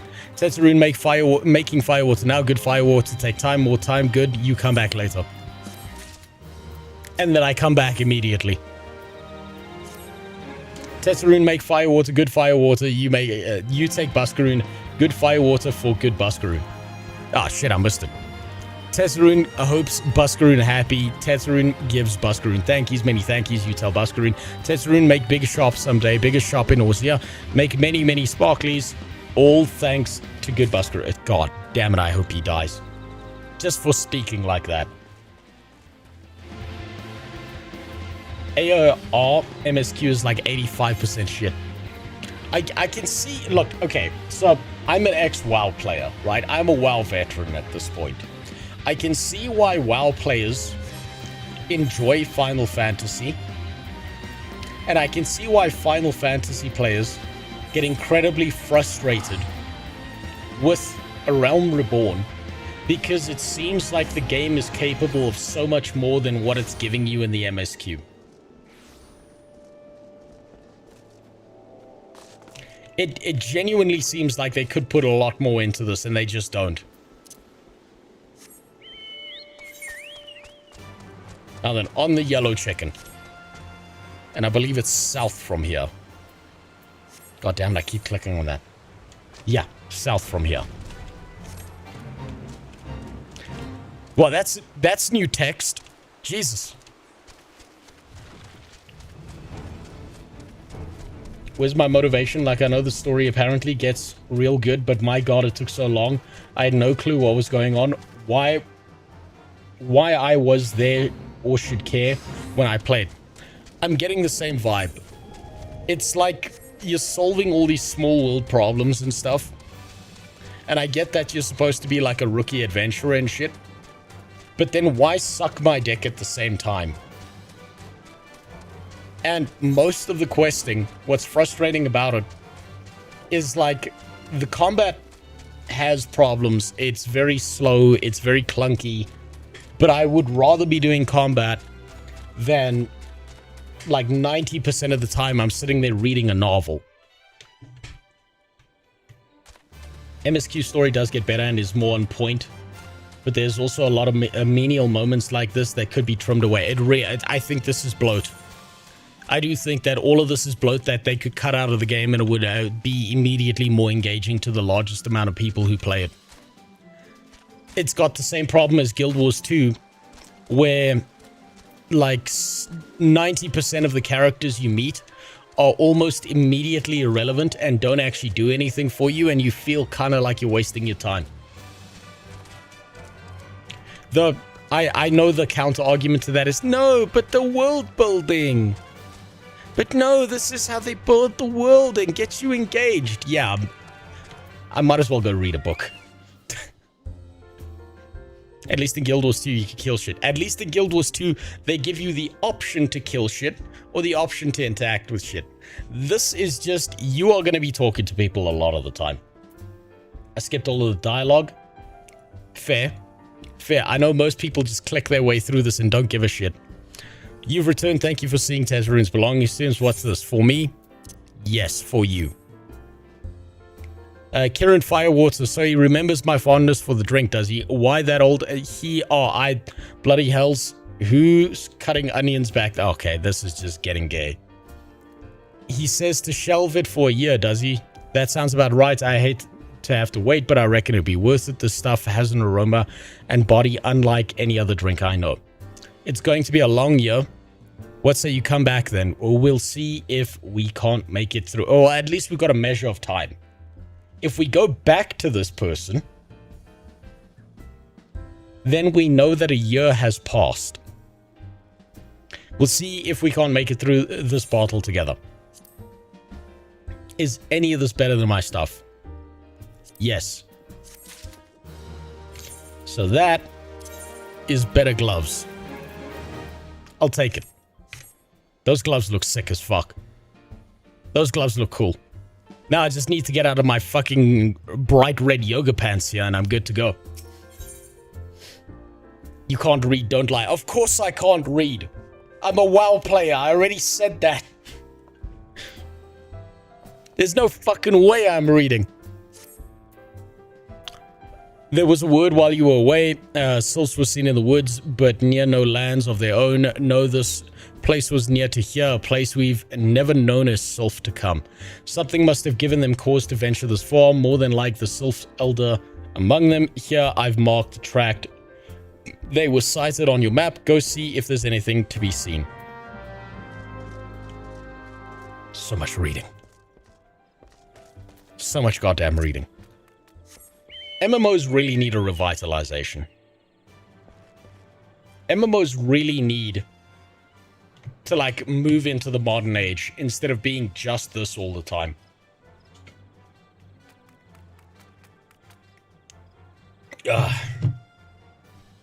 Average MMO experience in 2026 is doing monotonous quests designed to waste your time so that you purchase a level skip or boost. At least with SWTOR, it's fully voice acted and they cut the base in half.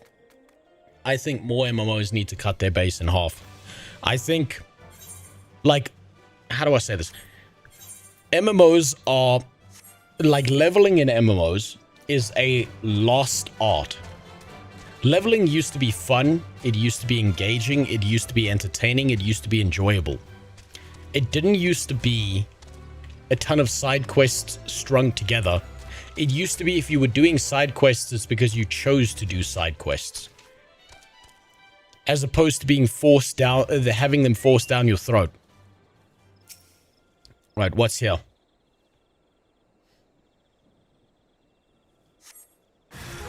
This is the beginning of Garlemald. I don't know what the fuck Garlemald is. Suppose I'll find out. Yeah, this guy's massively underleveled to be anywhere near me.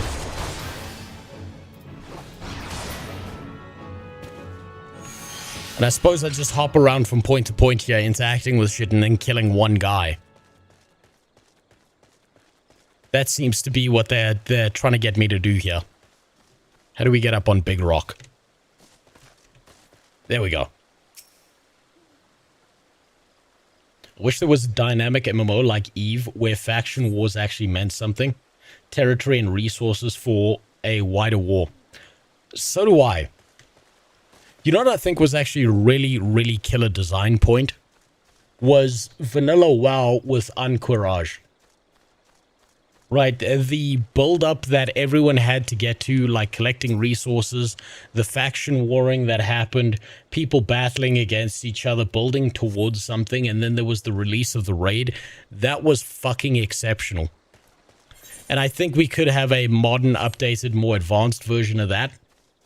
But it seems like most MMOs are programmed with the mindset of a game that's 2 decades old, but releasing within this decade, and then it's just the same thing you did in another MMO. We need an update to all MMOs. I think MMOs genuinely need to change. They need to become something greater than what they've been in the past, because the old formulas just don't work. Because if you want the old formulas, then you're gonna play Final Fantasy, then you're gonna play vanilla WoW, or, you know, classic WoW. You're not going to rely on a new MMO to do the same old stuff you did already, because you've done it once before, and therefore the formula gets old and burnt out. Now, how the hell do I get up there? Or is it inside this tree log? Final Fantasy had a lot of HD over from being a PS3 game, invisible walls to stop you taking shortcuts. Yeah, they need to get rid of that. Get rid of it. You don't need it. Your game doesn't need it. They really need to rework it. But I suppose they're trying to keep the Final Fantasy vibe that, like, Final Fantasy players have had forever. And I wonder if they changed it, if it would be too weird and uncomfortable for most people who do like the Final Fantasy style. Thing is, what would be this greater thing? The closest game I can imagine that actually exists is Albion. I think that this you might disagree with me on this, but I think that the closest we've gotten to a new formula is New World. But imagine New World if it was the size of Final Fantasy and you actually had a reason to care and there weren't a bunch of fucking bugs. That would be more fun and engaging, I think, as a modern MMO. The crafting was good. The sound design was good. It's just they had a bunch of bugs. They fucked up their game. There was too much duping and exploiting. The devs lied to people about a bunch of shit. They mismanaged it into the dirt. They kept on changing their target goals for what the game could have been. I think it had the core foundation to be something exceptional, and they just royally fucked it up. I feel like Monster Hunter could be reformed into an MMO. It probably could be.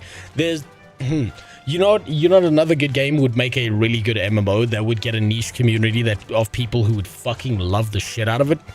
Would be if there was an MMO like Kenshi. Kenshi is an exceptional game, and that's single player. If you played that as an MMO where everyone was building up their factions and stuff, and took that formula, updated it, maybe made it third person. I don't even know if that would be a good idea. But you could make Kenshi into an MMO. Dragon's Dogma.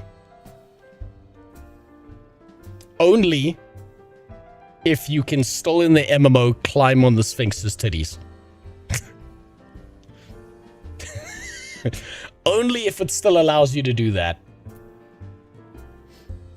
So was there ought to be found in the wood, or what did you come to, Garleans, in this part of the 12's wood?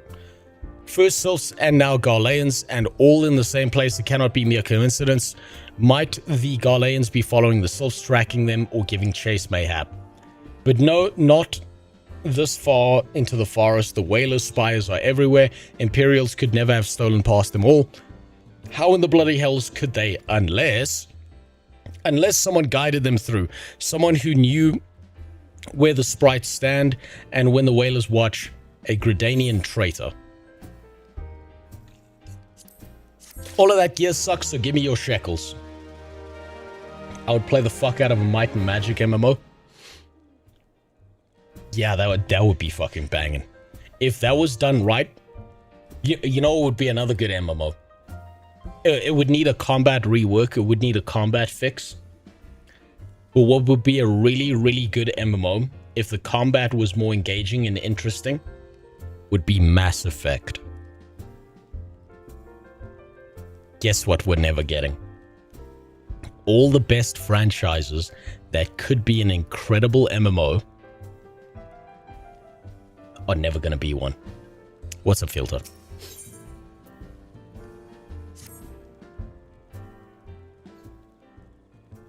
I'm ready to lose my life in the League of Legends MMO. I hope it's good. I really want the Riot MMO to be good, but I just don't see it happening. Not with how MMOs have evolved. They've gotten stuck in this very ancient formula of doing things in the same way over and over again, and they just don't know how to break that formula to the point that there are games where the MMO space is like shattering into subspace MMOs. And I don't think there will be true MMOs in the future. And I think that the Riot MMO won't actually be a fully formed MMO. I think it'll be something closer to Warframe. And you know what? I'm kind of okay with that. I think the time of great and grand MMOs has come and gone. I think we just play around with the ancient remnants of what used to be because there's just nothing better out there. Illegal Garlands now, this forest is getting more and more dangerous with every day. We've got to move from here. Yeah, this is the southern border of the US, apparently. Everyone's just illegally immigrating. There's too many dark elves. The neighborhood's going to shit. I'm glad you've come, friend. There's something I want to talk to you about. You know, I said I thought we might have a traitor in our midst. Someone was aiding the Garlands. Well, I'm thinking I may have identified our suspect.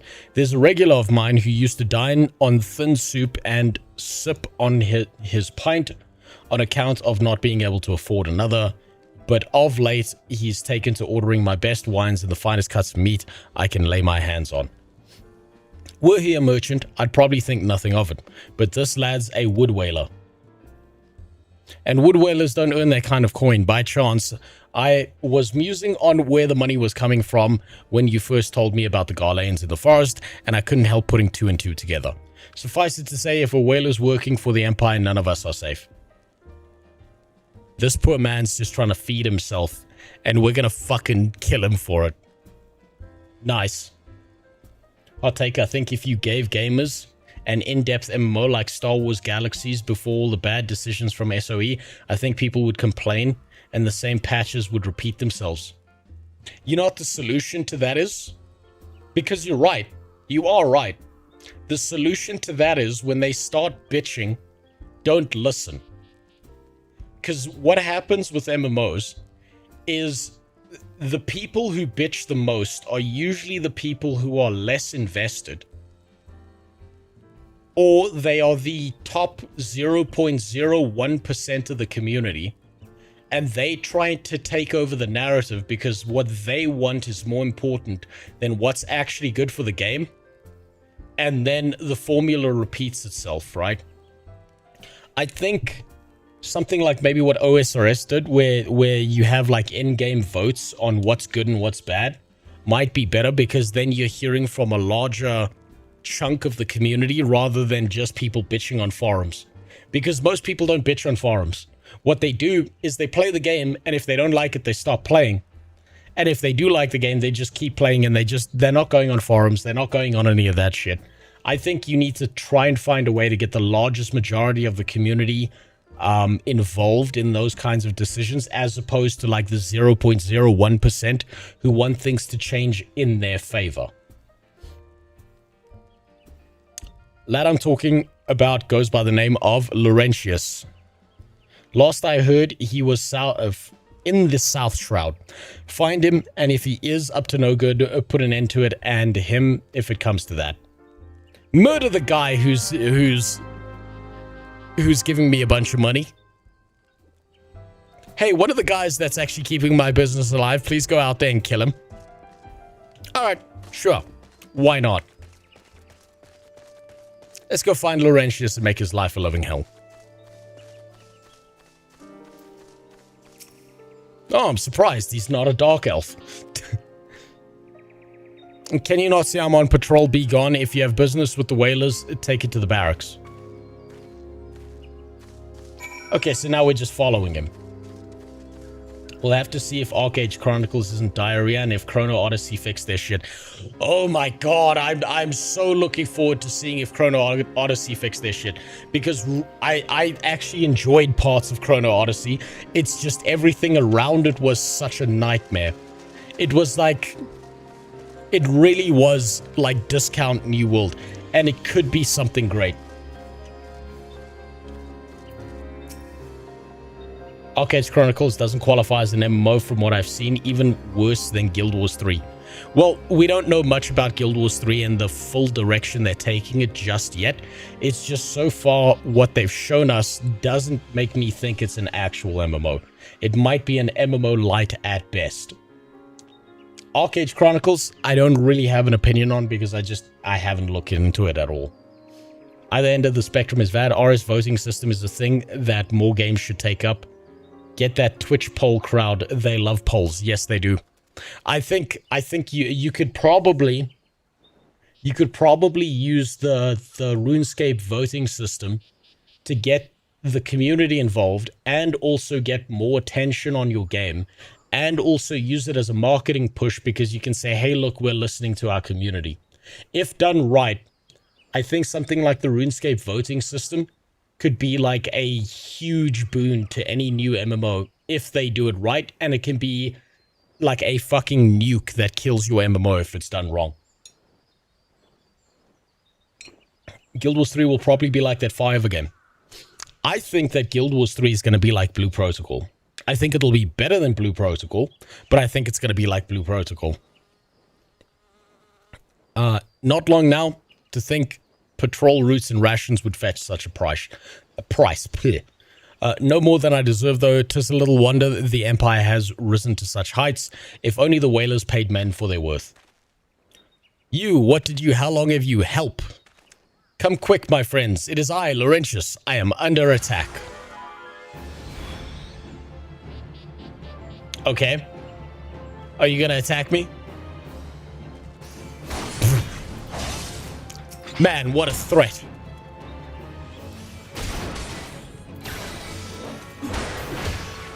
Turned Dutch for a second there. No, I didn't turn that. I'm Afrikaans at least. You know, it's the upgraded version of Dutch. Alright, I murdered your buddy. Your turn. How did you... I know nothing. I was on patrol. He just appeared. I thought you were working for the Garleans. Oh, god damn it. Now he's gonna run off somewhere else. Night Rain with a Diablo gear system. Ooh, that might be good. That might be okay. Any money, that's how Guild Wars 3 will play. You know what? I'd be okay with that. I'd actually be okay with that.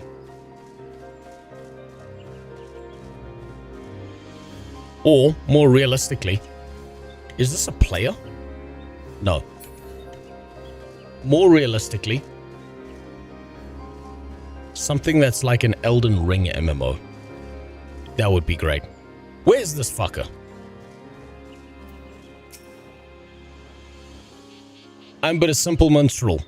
Though I once served the gods' quiver, my days are now measured by stanza and verse. It's been a long years since I set foot in the 12's wood, yet I could no longer ignore fate's insistent pull, and so I shall abide here for time until certain matters are laid to rest. Okay, where's this Laurentius fucker? Oh, there he is. I thought I'd have to talk to him. Duty calls, commence battle, nouveau riche. No. Just let me talk to this guy. Oh, okay, that's part of it. If you haven't tried Conan MMO, it has fine combat, but it really is a pay to win now. I played the Dune MMO, so by that standard, I take it as I've played Conan Exiles again, because they are so fucking similar in so many regards. They basically just reskinned Conan Exiles and gave it a Dune skin. It's the same thing. At its core, it's the exact same thing. No, Conan has an MMO, not Conan Exiles. Oh, okay. Two different things. I was thinking about Conan Exiles. Also, what's up, Grapface? How you doing? I missed your message there. That's a different game. Okay. Okay. Yeah, I haven't played the Conan MMO. I have played Conan Exiles, and then I played Dune, and they're basically the same game. But Dune has less slavery in it, weirdly enough. Even though slavery is canon to the lore of Dune. How long do you mean to keep this up? What is it you imagine I've done? Enough, I say. Just come down here and let me kill you. It's over then. I sold maps and rations to the Empire. It was I meant no harm. I only wanted the coin. The whalers are good, strong. I was proud to join their ranks. Am proud, but they do not provide. They preach justice, honor, duty, but in the end, it is those with money who do as they will, who live as they will.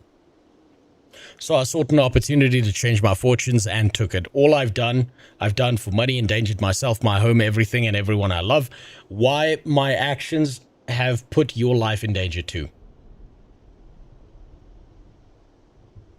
And he doesn't regret it. It's so weird that they laugh and there's no sound.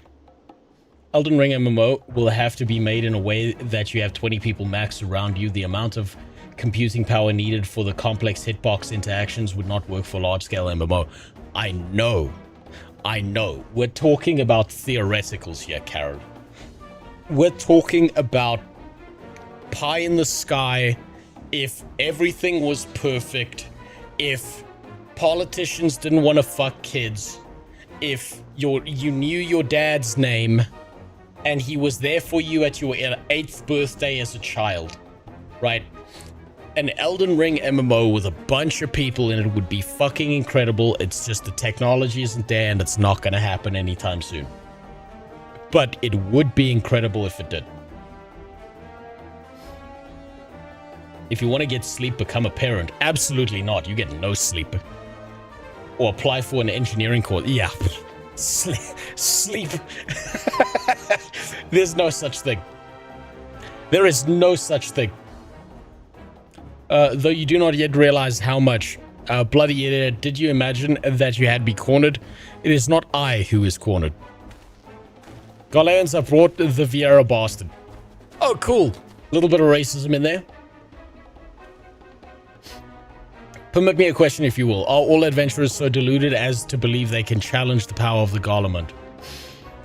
You would need a veritable mountain of guild to fund such an endeavor, such as the cost of fighting great power, or of making it, or of remaking it, as we will in Gradania.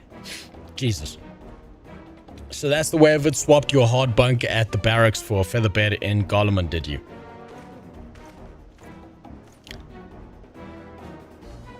Everything's gonna be fine.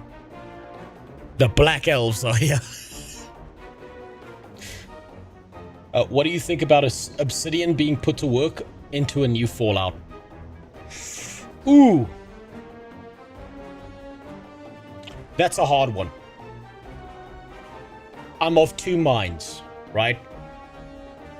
If we get something at the quality of Fallout New Vegas, I'm happy. If we start getting something that is basically just a degenerated version of Fallout 4, that's essentially, it removes all the character and soul of the Fallout games and falls into the idea of courting the modern audience, we're in deep fucking trouble. You there, Vera, you stand at Old Busk's wish, no? Then you don't stand alone. All-inclusive elves. Yeah, well, you know the Japanese love their inclusivity. Alright, well, let's kill these underleveled fuckers. I'm not even going to move out of that because I know it's going to do no damage to me. Hear me out, Barony, but as an MMO. You know, I got a suggestion recently. Someone sent me an email. And they told me to try out Foxhole. I don't know if it's really an MMO. But I don't know how Foxhole functions whatsoever. I have no context for how it behaves. I wonder if it's any good.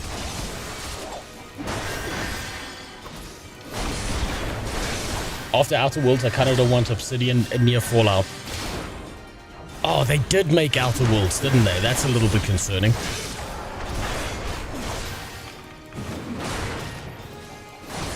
Ooh. Oh, that puts a damp on my spurs for anything that might be Fallout.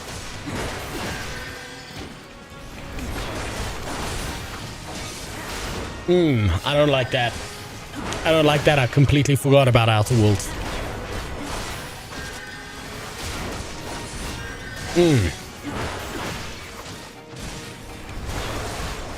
You know what Outer Worlds' biggest, like, problem was? It's forgettable. It's not even bad enough to be a memorable point in history. It's just something that everyone forgets.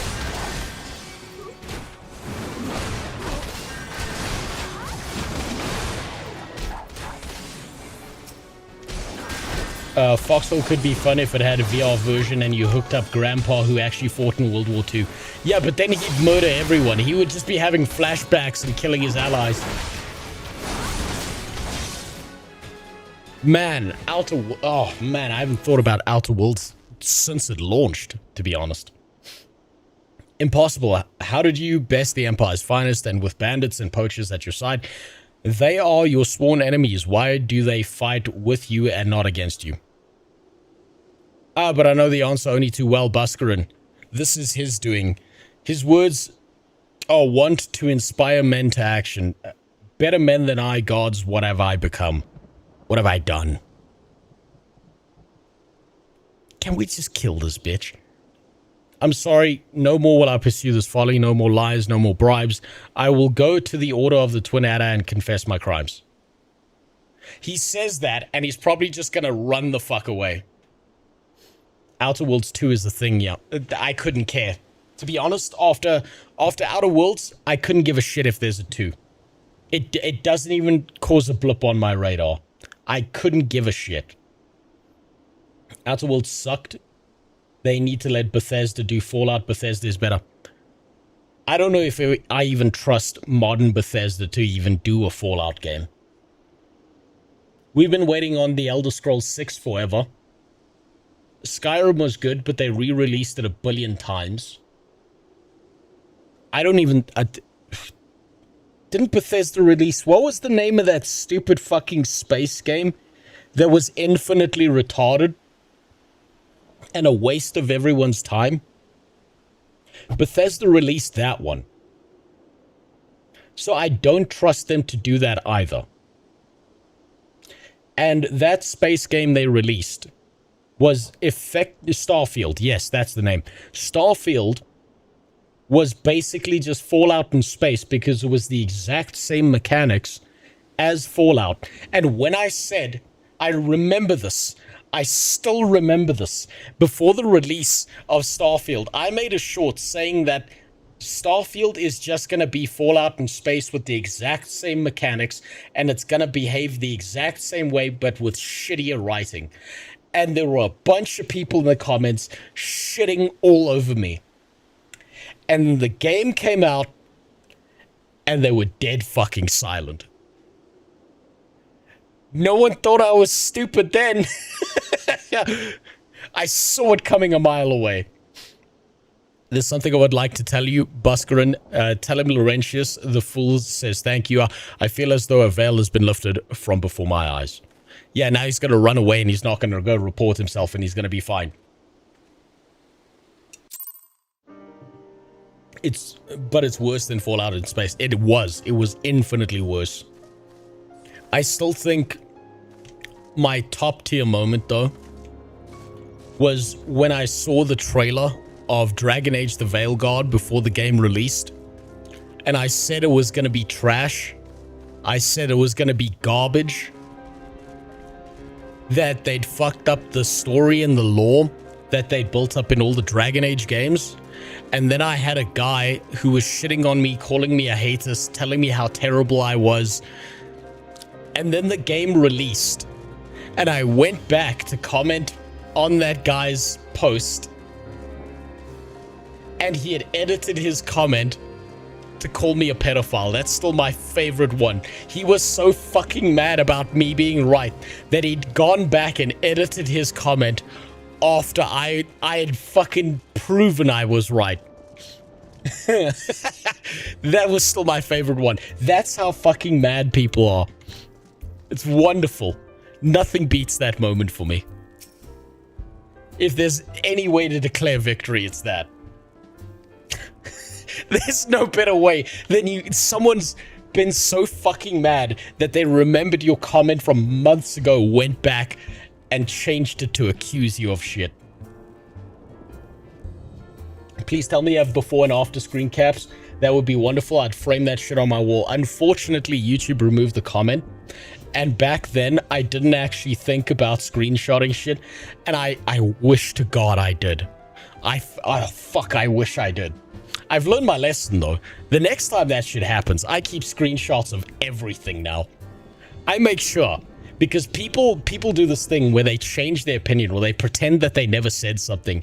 And then I'd love to be able to just pull up that old comment. Oh, man, I learned my lesson from that. Screenshot everything that these fucking cranky little bitches say. I, Laurentius, confessed to his crimes. I just had a word from the twin adder. Seems he marched straight to the nest and gave himself up. Yeah, sure he did. The lad's had quite a life, you know. His mother was killed by a brigand when he was only small. As a young man, he joined the Whalers, hoping to spare his fellow Gridanians the misery he'd known growing up. Trouble is, protecting Gridanians too big a job for one man, and he came to believe that he couldn't make a difference, that it was hopeless. There are few things more dangerous than desperation, and a man lost in the dark is easily drawn to the glimmer of coin. I reckon he thought that if he couldn't change the lot of his fellow man, he might as well change his own. Thing is, he was making a difference, just not on his own. Somehow, he'd failed to grasp one simple truth, that those things we cannot do alone, we must do together. Gangbangs. Understandable. He asked you to thank me, did he? Then there's good in him yet. I just hope at the adder's nest they're able to see it. What he's done ain't easy to forgive, but I'd like to think he'd be afforded a chance to make amends. But let us leave the fates to the 12th. I have other news for you. The Sylph Elder has been found. So basically, we went on an entire side quest because we were waiting for this one fucking person. That is pure bloat, and they could have chopped that entire segment out and just given me the Sylph Elder. This needs an update. I don't even want to watch my past comments. How dare you be right? You're making me look bad. Oh, and you know what the thing was? I remember this. I pinned his comment because I wanted to come back to it later. And I just saw him calling me a pedophile, and then I did come back to screenshot it, and it was gone. YouTube removed it. I was so fucking mad about that. I learned my lesson from that. Screenshot everything at a given point in time, because you got to be able to pull it up later. Wayback Machine save comments. I don't think the Wayback Machine is going to have that many saves of a specific YouTube channel, because there are literally millions of YouTube channels. So they would do backups like every now and then, and on the downside it's got a short, but I haven't actually checked. Maybe I will at some point. It's taken us a fair old while, but we've finally got our hands on someone reliable information concerning the whereabouts of your missing green friend. His name is FFXIV, and he's the eldest amongst the Sylphs of Little Solace. Long has he represented his kind in dialogue with the Gridanians. I remember you. Yes, he's like a bridge between us and them, a small leafy green bridge that we can't find at the moment, and bridges are of no use if you don't know where they are. That's why it's so important we find him. Get the fuck back off the screen. Okay? Show me the bitch in the tight pants. Come on. There's an abandoned dungeon called the Thousand Moors of Tokarak here in the South Shroud. 'Twas by the entrance of the place that FFXIV was seen, and not long ago neither. If you hurry, I reckon you find him. Oh, look, it's thighs. I mean, lice. I mean, I don't remember her name. I'm just gonna call her Labia. Walking ones, please help this one. This one needs help to find Elder One. Poor Frixio, poor okay, God. Ah, it's the fucking cabbages again. Hold your chocobos, take a deep breath, and tell us what's wrong, nice and slow. Elder One went to Tokarak, but he has not returned. This one is worried, so very worried. And you're right to be. The place fair crawls with nasties, waiting to make a meal of anyone daft enough to wander in. This can't be a very bright elder if he's just wandering into fucking caves where he might get murdered. Why are we looking for advice from this dumbass if he's putting himself in danger? What in the seven hells was he thinking entering that bloody death trap? The Elder One had no choice. Imperial ones were chasing Elder One. Please, walking ones must help the Elder One. The fates conspire against us. Forgive my pragmatism, but Frixio is our best hope of reaching an accord with the Sylphs. Were we to lose him, all our efforts thus far will have been for naught. I will tend to her wounds. Either make haste to the Addos and request assistance. Understood. That leg to thigh ratio on that cabbage is what I'm looking for, though.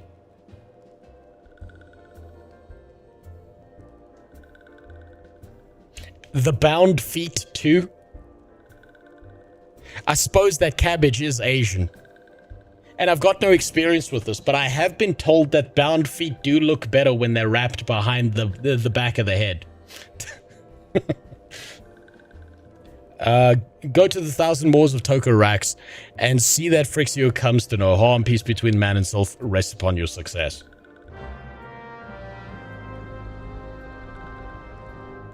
I don't know, those cabbages are too fucked up.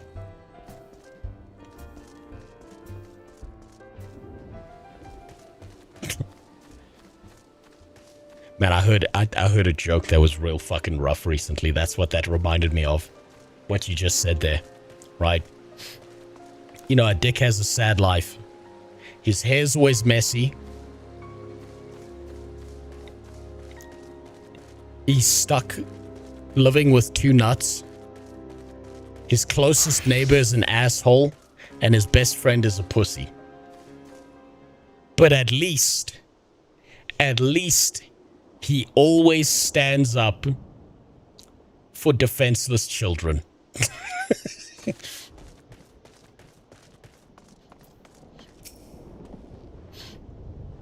By order of the Elder Seedseer, the dungeon known as the 1,000 Moors of Tokaraks has been placed under the control of the Sylph Elders inside.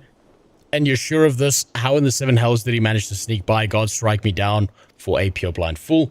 You must find the Sylph Elder before he falls prey to the fiends within. Entrance to Tokarak is ordinarily restricted, but these are exceptional circumstances. Pray assemble a rescue party and enter as soon as you're ready.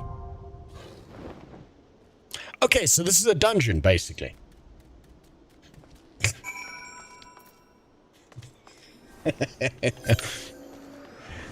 There's a few others I heard, but I can't remember them now. Oh yeah, I did see a thread where someone was like, you know those threads where someone's like, you get to pick a superpower, and then someone else gets to choose the downside of it. And someone was like, I want the superpower to be always attractive, and like always be like always have women be sexually attracted to me. And then the downside the guy put under that comment was, okay, but your superpower only works on kids who are underaged. And his follow-up comment was, what the fuck? You're supposed to make it worse, not better.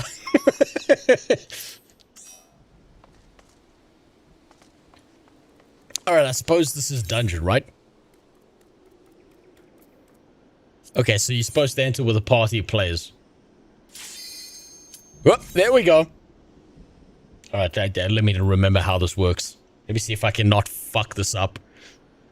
Another joke. What's the difference between a black person and a pie?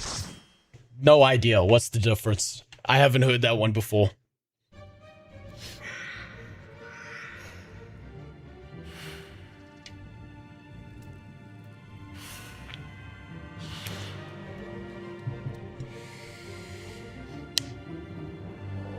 Tank stance, yeah. Gotta remember to click that button. I wonder if people have tanked without that button at all. Let's see if I fuck this up. Hit the correct button. I think I may have been here before. No, I'm confusing it with another place.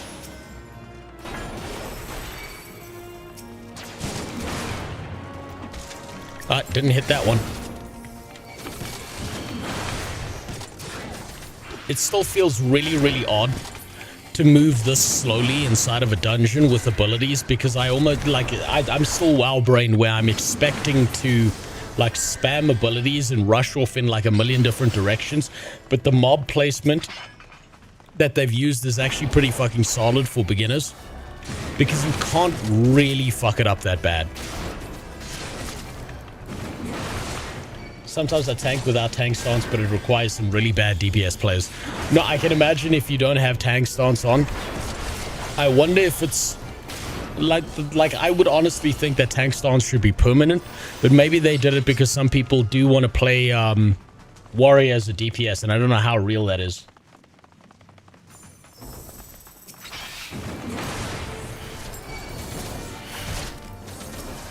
Wait, are you gonna do a react? He dropped his demon time to Mizkif. I actually know nothing about the Mizkif case beyond the initial stuff of what Emaru said. I'd actually be, to be honest, jokes aside, I would be interested to see what his side of it is. It seems like a lot of people have turned against him. Like a large swath of people have turned against Mizkif as a streamer. I'd actually be curious to see what his defenses are, because it's going to go one of two ways. Right, I think the 70% chance is that he's going to say some shit that's not really real, and he's just going to try and put down other people and try and degrade them and make them look bad by comparison. And there's about a 30% chance that he says something that changes the entire narrative of it. But yeah, fuck it. I want to wait until after the 20th to also look into the entire Lakari situation, depending on what happens with my Twitch ban. At least the pike can feed a whole family. Jesus. Plushies are a deadly weapon. Yeah, I heard phones are a deadly weapon as well, as long as you're throwing them at your girlfriend and giving her a black eye. Man, I don't know who the fuck is throwing phones at people. I've never flung my phone in my goddamn life. Like, how rich do you have to be that when you're having a temper tantrum, you're throwing a phone around a room? Jesus Christ. My wife would have beat the shit out of me. My mom would have beat the shit out of me. My dad would have beat the shit out of me if I'd ever done anything close to that. Dear God.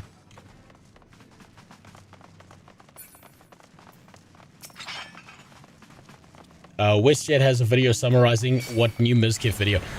Hell yeah, I'll look at that. I'll probably look at that tomorrow then.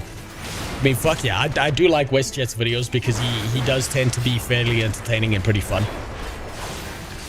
He's having fun with it. I think that's the most, like mostly the drama stuff ends up kind of being boring and bland. But at least WestJet does, like, make it funny. And I can appreciate that.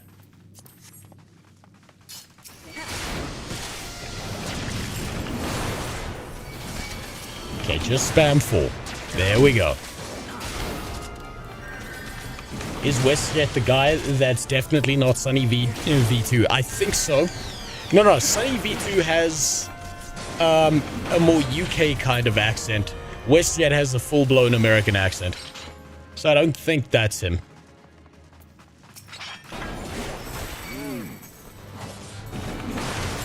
Whoop, there we go. I wonder if this group's gonna yell at me to go faster.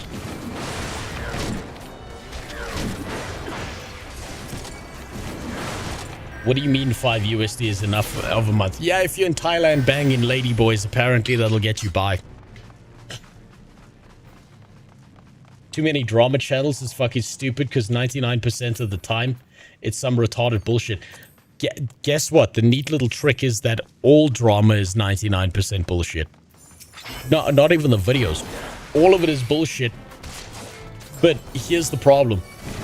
YouTube rewards consistency. YouTube rewards you shitting out a video or 3 videos a day.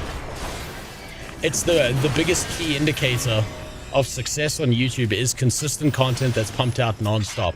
So what happens is, particularly with drama channels, is what they want to do is they want to make you consistently see their content so that they're always in the algorithm. So they will blow up every single minor or mild drama into a huge fucking deal, because that's what's gonna keep them in the algorithm. So every minor little thing becomes a big deal. God damn it, just fucking... That was shit tanking. That was really shit tanking.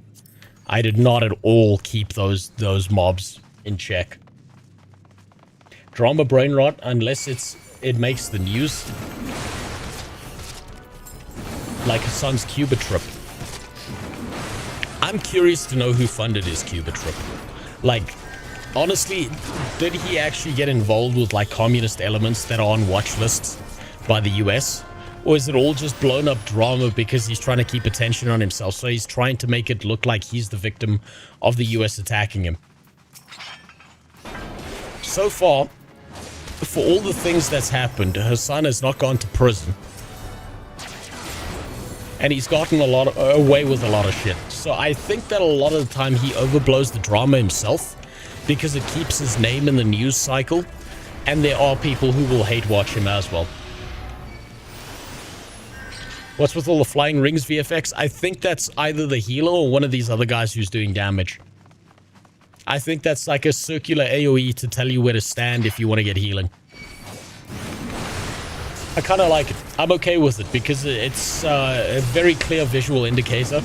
I think the visual indicators inside of Final Fantasy, they tend to be almost integrated into the world instead of just a red circle on the floor half the time, which is kind of nice. Granted, they do have their indicators on the floor and shit, but I do think they could do a better job with it in a lot of other MMOs by comparison to Final Fantasy XIV.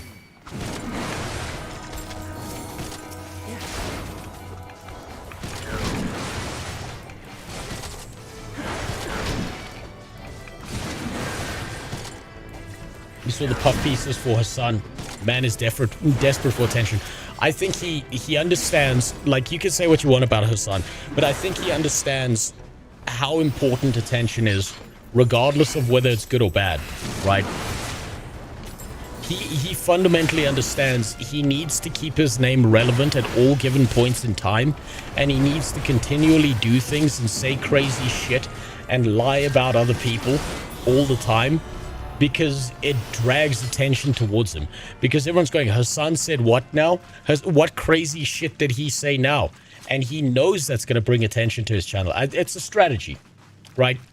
It's like his entire strategy is negative attention is still good attention.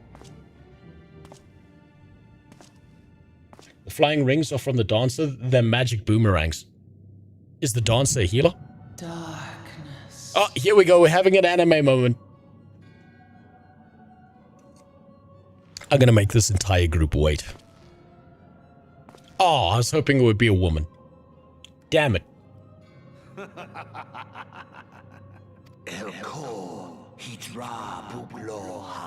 Oh, look at that. We got some extra voice acting going on. Dancer's physical range DPS. Interesting concept. An intriguing power of the echo. I must needs choose my words with care. Mayhap I might if I deign to speak in my guest crude tongue. We meet at last. Okay. This is the most anime villain stolen straight out of Kingdom Hearts that I've ever seen. I am Lahabrea of the Asians, servant to the one true god. Of the Asians? Yours is a most fantastical tale, truly absorbing. We leveled up. It is a tale to tell Eorzea's children of their We bedtime, leveled up again. and it will soon be dark. Oh no, we probably want a piece of gear. The dark minion. Imagine you're the villain and you're trying to like fucking have a monologue. The echo. You're trying to have a monologue as a villain and all they're hearing is Yes, yours is a most fascinating tale. Alas, like all good tales, it must needs come to an end. But fear not.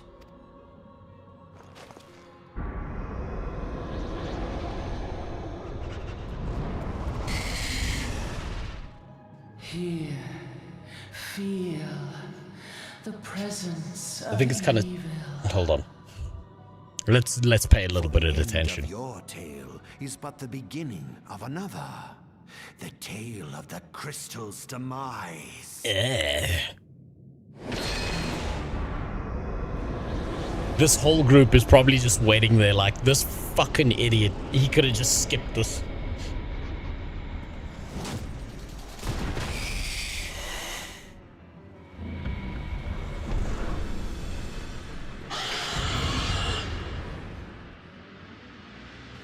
Alright. Everyone ready? Okay, everyone's in. Okay, turn the mob around.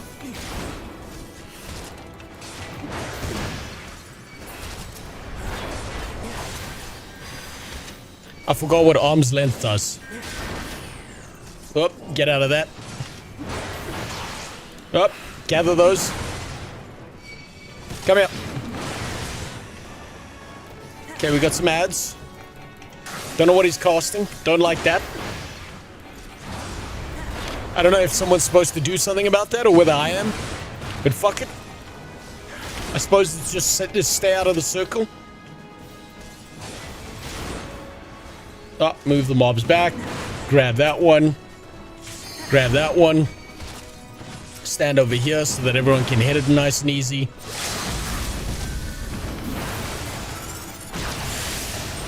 Hey, there we go. That wasn't bad.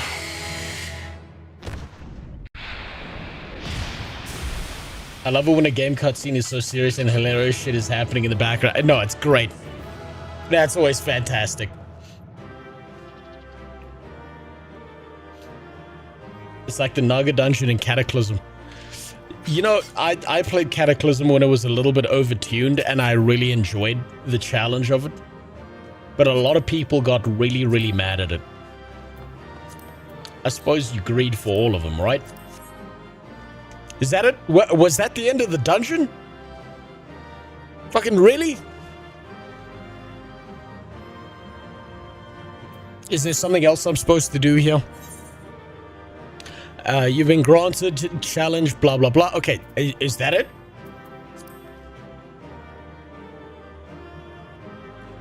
Fuck it, okay. In we go. And out we go. Oh, there we go. More cutscene.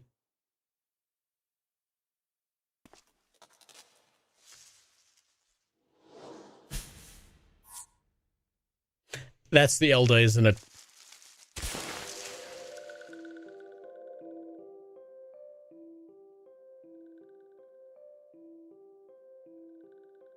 Okay, that haircut sealed the deal for me. What these little cabbages are built like are Italian grandmothers. Teeny tiny little feet and just circles above that. Finally, fresh air. Mayhap not so fresh, but better than before. Ah, Sinister One is gone. This one can leave this awful place. You're into older cabbage? No, I'm into big bitches. That's what I'm into. That's why I like air. That's why I married my wife. These midgets don't do anything for me.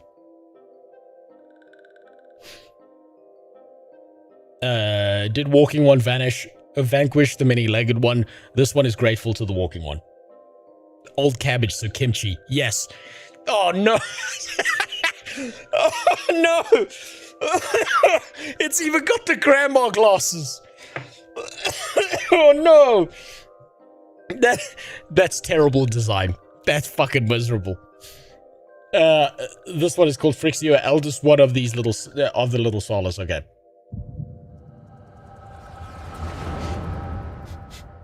They did call it an elder. Yeah, that, to be fair, yes, they did. They did say this was grandma. I just didn't expect the grandma glasses. Alright, now we see visions again. Alpha Squad reporting in, sir. Nothing of note at Lax Call, sir. A Lark's Call. Understood. Return to the area 12. Damn it all. Where's that accursed icon hiding? Oh, come on. Give me a hot bitch. Not this Power Ranger. No sign of our wizened friend. I'm afraid not, my lord. Shall I order the search perimeter to be expanded?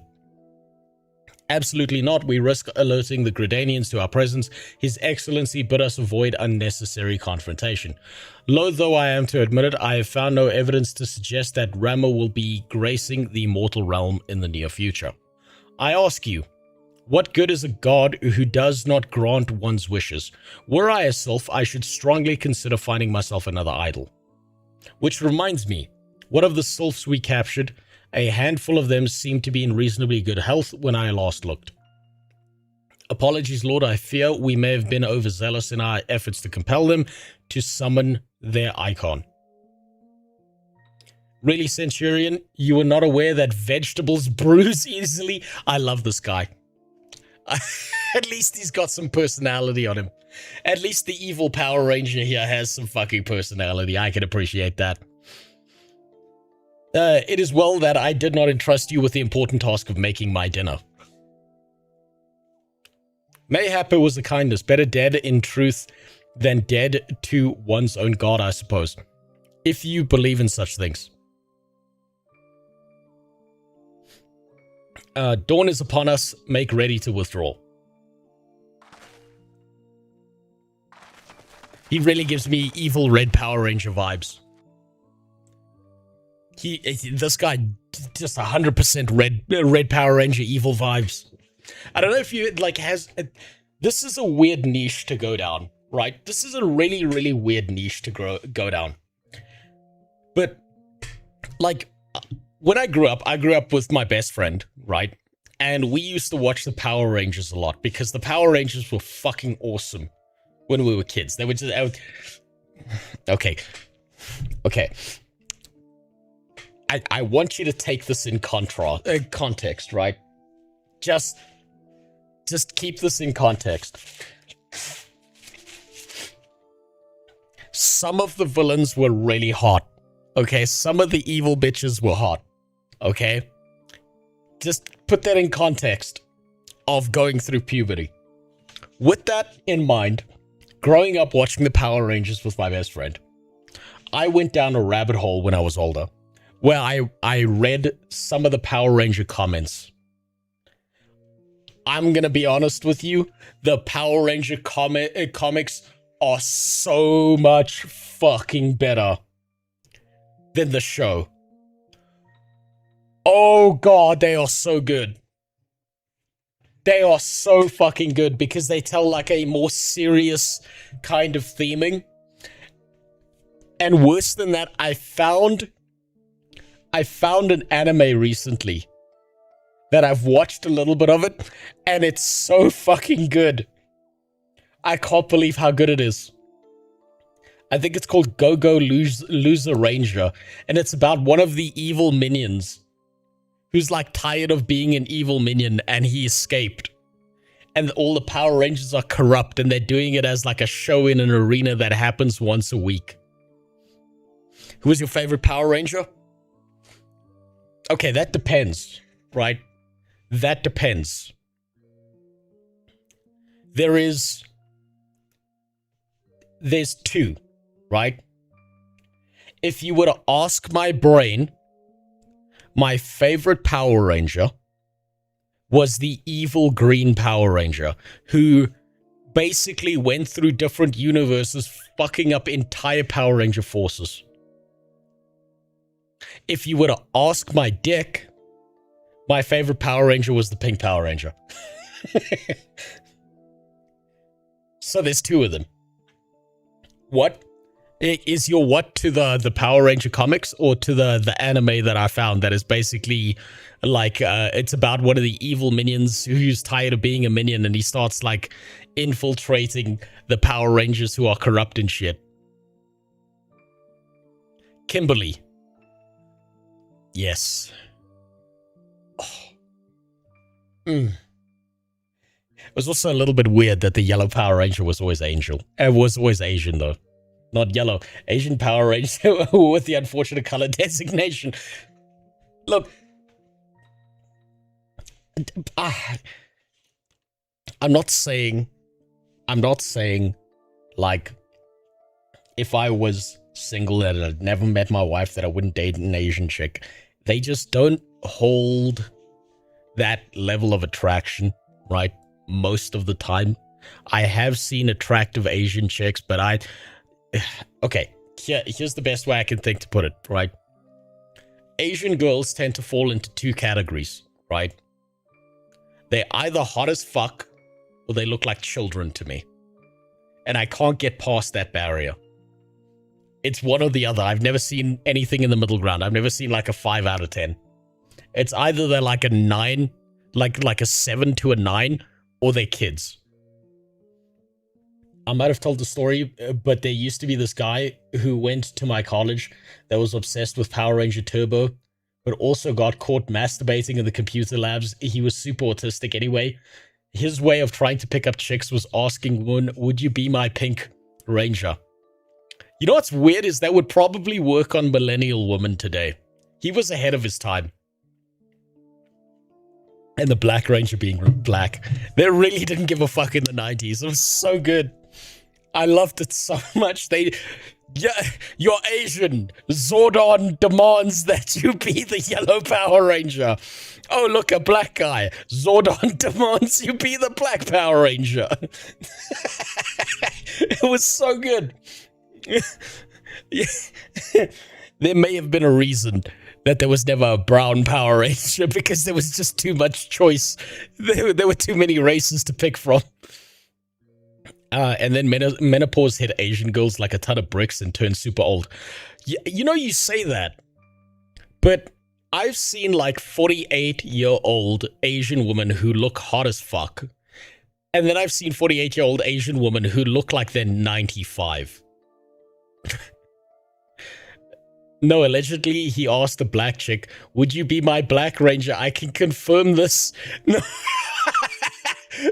Oh, no. He fucked up. That's where he lost it. A Green Ranger has the dagger. There was a flute that sounded like a synthesizer that sounded like a trumpet. All of this with his helmet on. Yeah, I know, it was good.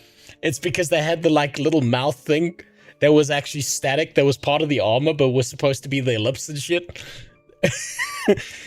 I can't imagine being one of the actors who played in the Power Rangers and trying to keep a straight face. I think they made the helmets like a full helmet because half of the time those guys have got to been laughing their fucking asses off underneath that thing.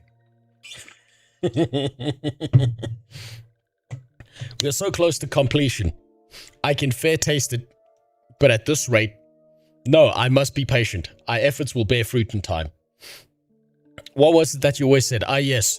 Though it mean bringing down the very heavens, who shall challenge the limits of possibility, if not we? In that alone, you were right.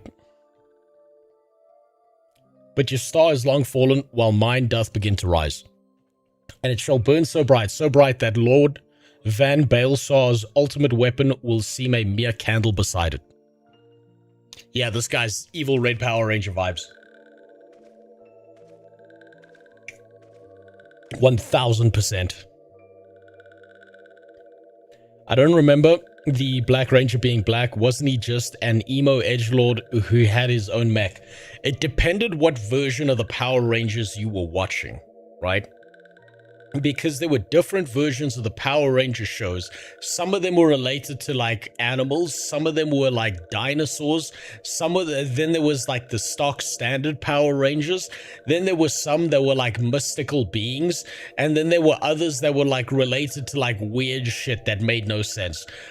We like watched a smattering of them because we never got the series from like start to end on TV. They just threw whatever fucking Power Rangers show they had at us, and it was never in order, and so you never really knew what you were watching half the time.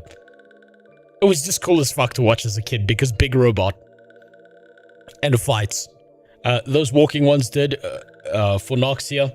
This one is certain of it. This one fears that the other taken ones also suffered the same fate. This one is convinced walking ones have black hearts, seek only to harm. These ones, walking ones, are not to be trusted. They gave Grandma lip movements. Pink Ranger could get it. I agree. Now, Noraxia, do not pass judgment too hastily. Not all walking ones are alike. Though there are evil ones among the walking ones, there are good ones also. You know what's actually a really weird crossover? It still feels like a fever dream. There was a live action crossover somewhere out there. Maybe this is lost media. Somewhere out there is a live action crossover of the Power Rangers with the Teenage Mutant Ninja Turtles. And that was so fucking weird. But I still remember that existing.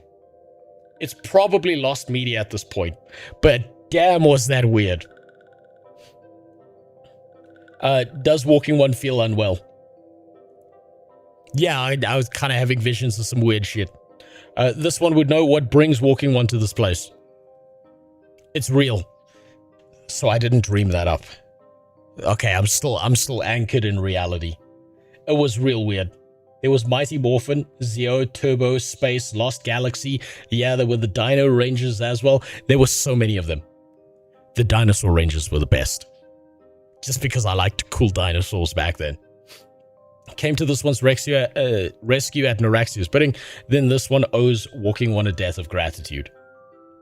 Walking one has questions about Lord Rama, then this one will provide answers. Teenage Mutant Ninja Turtles has crossovers with everything, and it was always weird. It always weirdly works, even Batman and Naruto. I think the Batman crossover with the Teenage Mutant Ninja Turtles was the best. The fight scene between Shredder and Batman is fucking legendary. But first, let these ones quit the lightless place. This one will return to Little Solace. When walking one is ready, please come and see this one. These ones may speak properly then. Gonna tell me you don't like dinosaurs? No, dinosaurs are fucking awesome, dude. Especially that one with 109 teeth. Then it's settled. Let this one accompany the walking one outside. Grandma, get the fuck out of here. Even my kid understands how awesome dinosaurs are. That's it. When I ask her, what's your favorite animal? She just goes, dinosaur. She knows. She's got taste. Why is Grandma caked up? Grandma's been getting her ass pounded so hard that all the fat from her ankles went to her ass, okay? She's caked up because she's meant to be. Years of taking poundings as a vegetable will do that to you.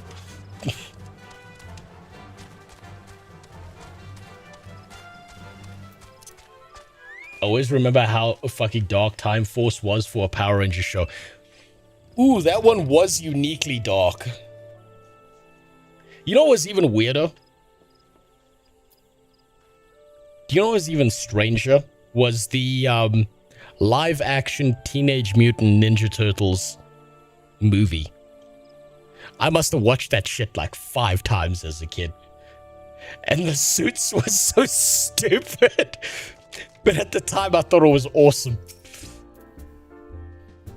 Ah, you're back. Tell me the Sylph's Elder as well. Thank the gods for that. I don't rightly know what to make of the rest of your tale, but I'm full glad Frixio didn't come to any harm. Ah, but there I go, tempting fate. Run over to Little Solace and secure us peace with the Sylphs before aught else befalls us. Rest assured, I'll send word to our friends Charlene and the Twin Adder both. You've done Gridania a great service to this day and earned yourself a place of honor here at the Druthers. In doing so, be sure to come by whenever you feel like a drop of Kirin Firewater. All of this sucks by comparison. Let me check if I've got any gear upgrades. So, this is item level 17. This is item level 25, so I'm going to be wearing this one for a while. And I've got nothing better to replace it. This I just got. This one. Whoop. Ooh, I've already got 2 things that are better. I suppose we choose by fashion now. Nothing changed.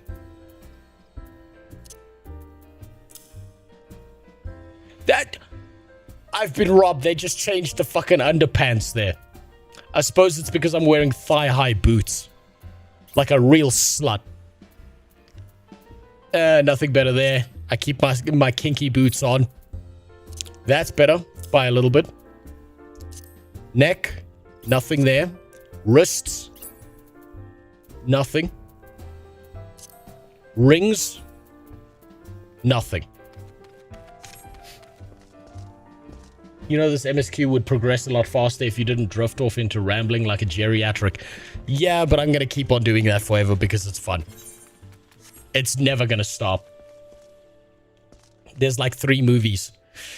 The only Teenage Mutant live action, like TNMT live action that I saw was the one where one of the turtles drops on his back and the other one like rolls him between the legs of a bunch of villains like he's a fucking bowling ball and he just punches them in the balls. That's the one I remember. Okay, nothing better there. Still. Say, friend, there's something I'd like to ask you to see delivered to the Sylphs of Little Solace. This Azima Rose Oil. It's a gift to celebrate the safe return of the tribe's elder and a token of Gridania's desire to unite. The wood is not what it once was. The calamity changed the elementals, weakened them. Until their strength is returned, we must lend them to ours to keep the wood safe. But ours alone will not be enough. We must have the strength of the Sylphs as well. Only by working together and fighting together will we survive together. That's a lot of together. And the 12s wood with us. The gift I ask you to bear is a symbol of the hope that both Gridania and Sylph alike will live to see the light beyond this darkness. What up, Whippeniffer? How you doing? Just curious, do you have a strong opinion about having mount music on versus not? I do, actually. Here's my opinion. Where's the settings in this thing?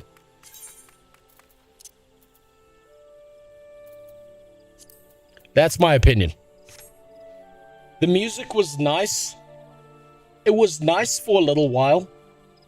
It's interesting that they get their own music.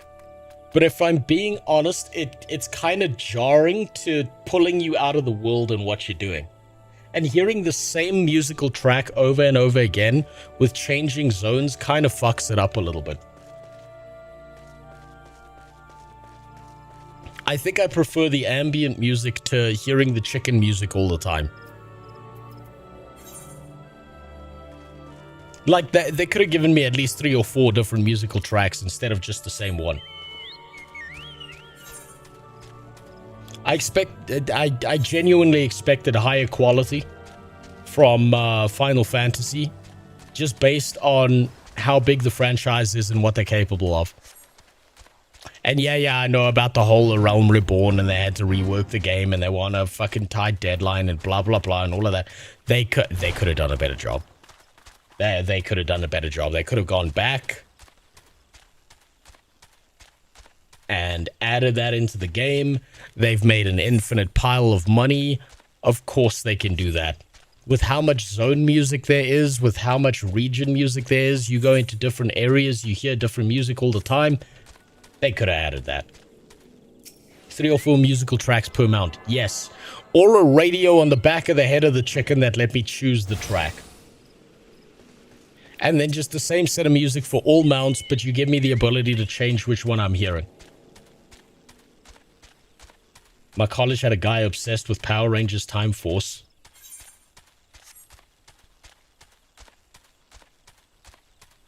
Wait, who got kicked out for attacking one of the professors? Well, obviously the professor was a secret hidden villain. We also had a guy obsessed with Beyblade who got caught letting it rip in the computer labs twice.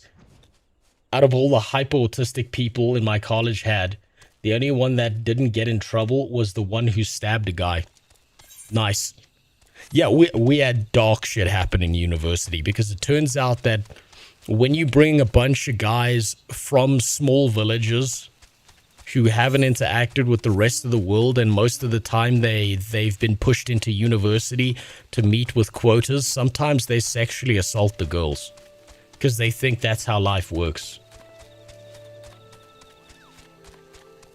Like, we literally nearly had one of the girls in my class sexually assaulted on a staircase in front of everyone. And, like, everyone in engineering, and, like, we didn't even see it coming. He just grabbed her and tried to jam his fingers in her pussy. Like, right there on the staircase. And it was like we had that half second of what the fuck's going on, and then, like, 4 dudes jumped him. And he still wasn't kicked out of university. Because he tried to make it a race issue. You might be able to enable it just for new mounts and then turn it off after a while. Yeah, then, like, every now and then if there's a new mount, I'll give it a try. If it's got different music. But honestly, the chicken track gets old fast. It really does. A gift from Walking One to Busker Run. A gift for these ones. Yeah, okay. Here you go. Some oil to lube you up, Grandma. Such a lovely scent. This one has never smelled anything like this before. Walking One, Busker and Adventuring One are very kind. Know that this one is deeply grateful. Many walking ones are scary. Many walking ones utter many lies and much deception. But this one is moved. Let all these ones be friends forever. Okay, give me the shekels. Right, then we gotta go talk to Grandma, don't we? No, not to Grandma yet. Wants you to discuss peace. Okay. I only watched the original Power Rangers. Went to see that first Power Ranger movie with the villain Ivan Ooze. Ooh, the name rings a bell, but it's locked somewhere in the back of my head. This one has been expecting Walking One. This one fetches Elder One.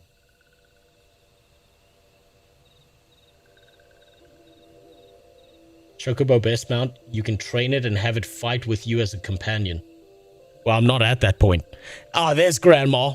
There she is, caked up Grandma with the teeny tiny bound feet. This one is pleased to see Walking One again. Welcome to the home of these ones.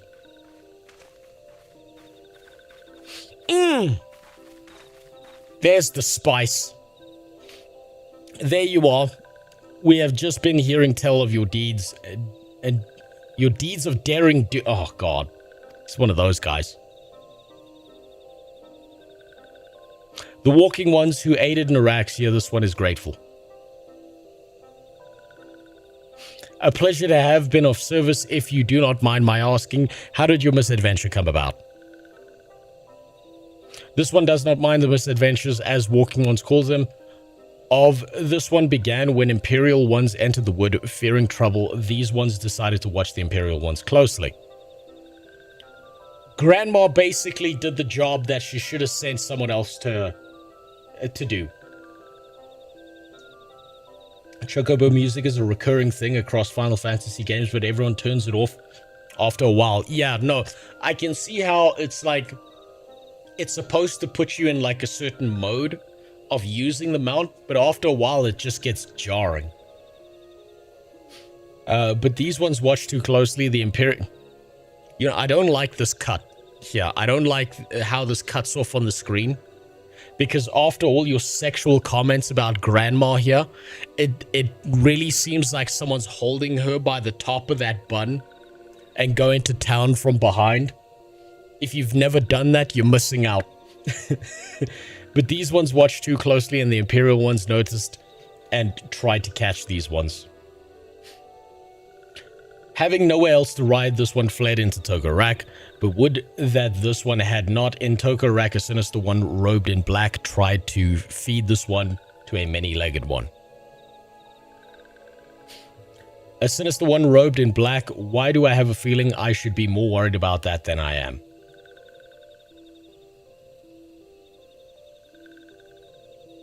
Elder Frixio, we come to you as emissaries of the great nation of Gridania.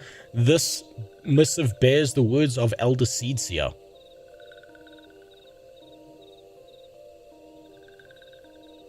Fuck, I hated that part so bad. At least it will become better later.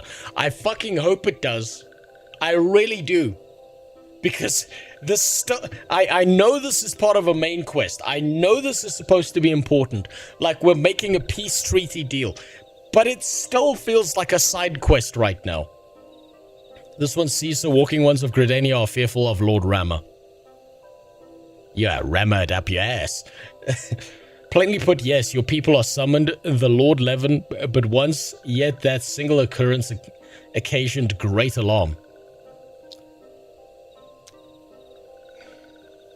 You see, you fucked up my thinking. You fucked up my thinking because... because all I'm imagining right now...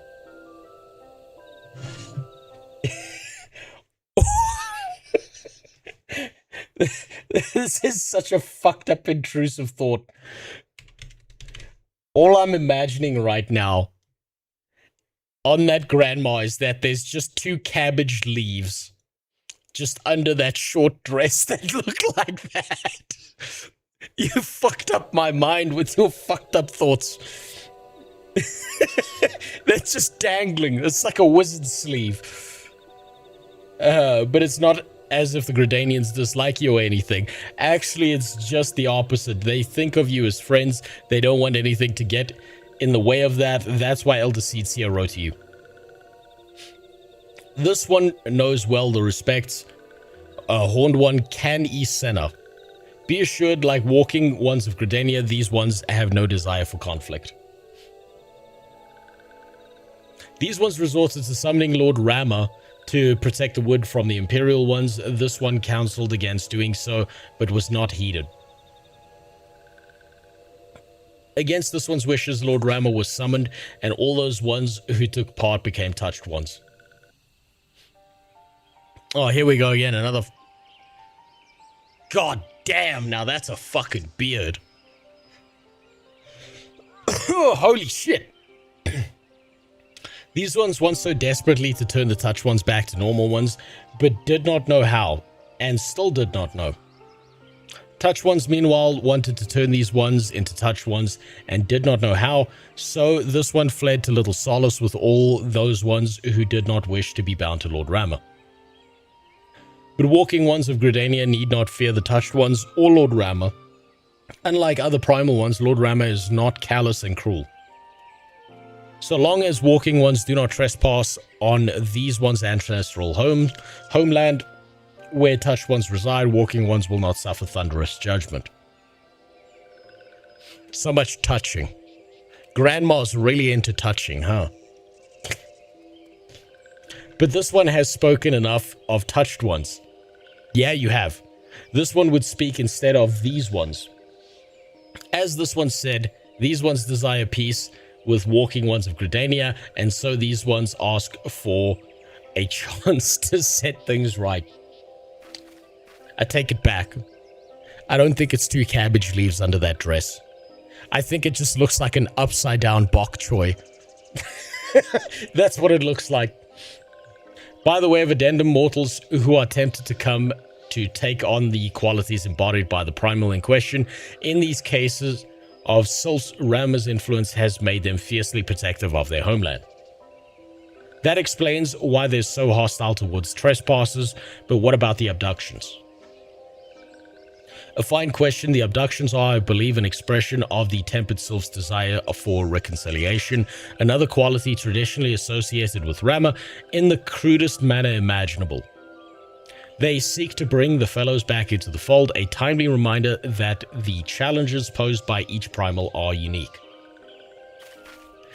Jesus, this is a lot of fucking reading. Elder Frixio, we thank you for making your will known to us. The people of Gridania will rest easier in the knowledge that they and the Sylphs are united in their desire for peace. Touched in the head and elsewhere, yes. Wishing to cooperate, this one has written down the feelings of these ones. Please see that the feelings are conveyed to Horned One's Caddy Center. The wording is so bad, so your whole task is to make sure the cabbage babies don't get touched by the bearded man. Yeah, pretty much. This is the Jeffrey Epstein arc. And with that, I believe we can lay the matter of Rama to rest. Blech. That Sylph Elder is very reasonable. I must say, you could learn a lot from him. Was that a jibe? If so, I feel it only fair to observe that one of us wouldn't recognize reason if it punched her on the nose. Did I say fair? I meant reasonable. Oh, she's stupid. That makes it so much easier. Anyway, we're going to head back to the Waking Sands and tell Milfina about all of it. Fear not, we will be sure to mention the instrumental part you played in all of this, and while we see to that, we should appreciate it if you would deliver Frixio's missive to the Adder's Nest. Elder Frixio, we humbly thank you for your time. It has been an honor.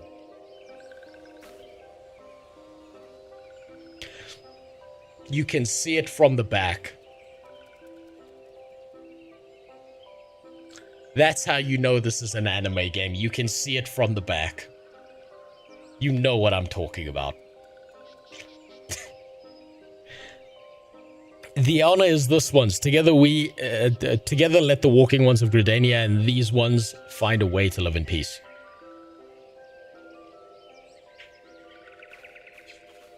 Alright, I guess they disappear now. Please wait, walking one. This one has yet to give walking one a token. Fuck, I just want them to speak normal. This one has yet to give the walking one a token of this one's appreciation. When these ones summoned Lord Rama, these ones were gifted with this crystal. This one would now bestow the crystal upon the walking one as a symbol of these ones' trust. Good lord.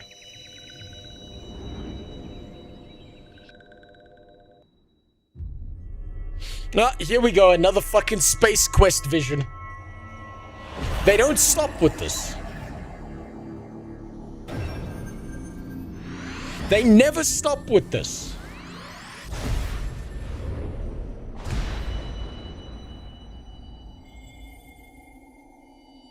I need context. I wish this game would stop vague posting at me. This one is not mistaken about walking one. Walking one is destined to walk a fate crueler, far crueler than this one can imagine. I'm already walking that cruel fate, trying to read all this shit. A brilliant light from within walking one enveloped the crystal this one saw. Mark this one well. Tell that crystal will one day be of use to walking one. Walking one must keep that crystal safe at all times. Let the theater kids express themselves. No! I refuse. They fuck up D&D games. They don't get to fuck up the MMOs as well. Before walking one returns to Gridania, this one would ask walking one to watch touched ones. Why can't we just touch them too? That'll fix them. So long as touched ones are not trouble, touched ones will not make trouble. If walking one witnesses touched ones making trouble, mayhap walking one can testify to walking ones of Gridania that these ones mean no harm. These ones' homeland is fraught with danger. This one marks down safe places to look out for touched ones. The context is that you're a US Marine on a quest to find the best tasting crayon. But we already know that the best tasting crayon is the red ones. Come on. I know. Look, I've hung around enough fucking soldiers in my life, US and otherwise, that I know that the red ones are the tastiest. I like how Grandma doesn't question at all that the physically real purple crystal somehow vanished in your dream. No, she's just like, I've seen this before. I remember it. There was a young black man that I once hired. A young dark elf that I once hired to clean out my pool. Oh, I never had a taste for chocolate before that moment. Okay, where the fuck are we supposed to go here? Okay, now we have to run off in this direction.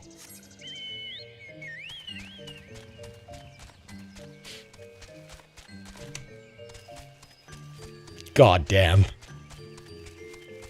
I'll be so thankful if we never have to talk to those fucking things again. That, like, I understand they're trying to do, like, the RP thing of making you see these things as different and so they speak different, but Jesus Christ, does it get excruciating after a while. Okay, so what's this? Stand/lookout. I do like that they integrate the emotes into the game. I do think that's a nice personal touch. Most MMOs just skip past that. Oh, look, the touched ones are purple. Because as we all know, purple is the color of sexual frustration. They are tempered sylphs in the distance. You do not sense that they pose a danger if left alone.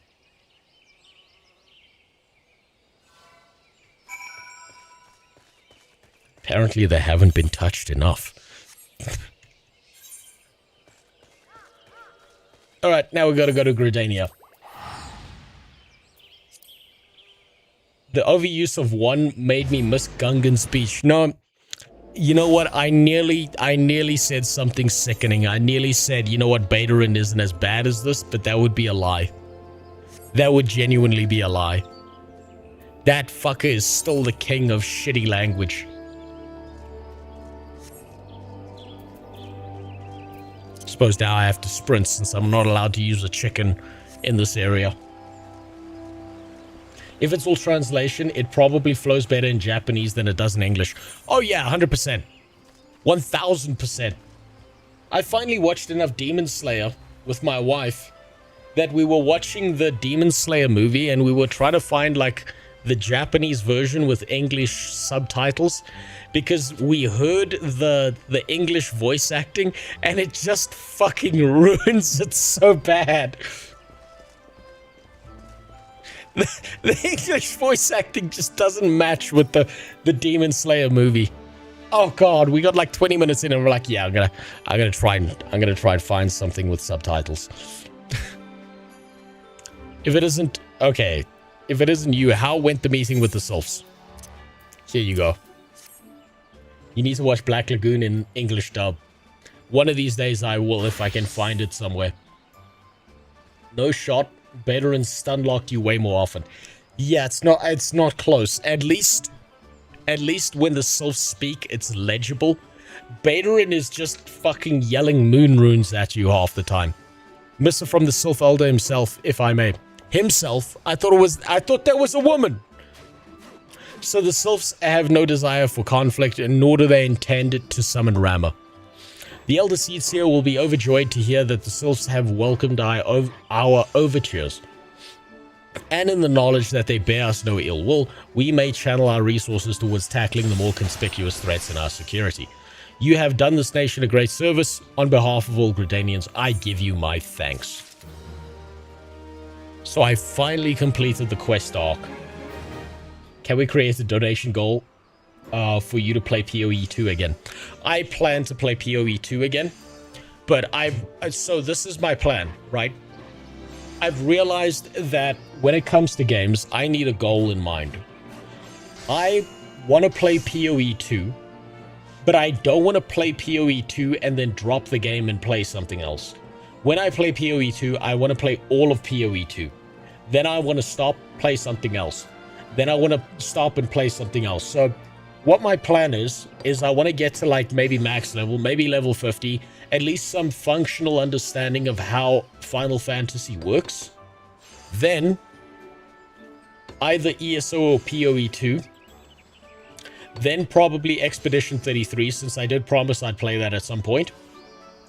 and like keep it more consistent so that it's more serialized and I can organize my thoughts better, because it's hard to keep track of multiple things. I'm not very good at spinning multiple plates. I'm already doing that in real life. If I'm doing that in video games, I'm going to fuck it up even more. Commander Hailu appears to have more to say. Pirate speak is fun. Fuck no, my neighbors will shoot me.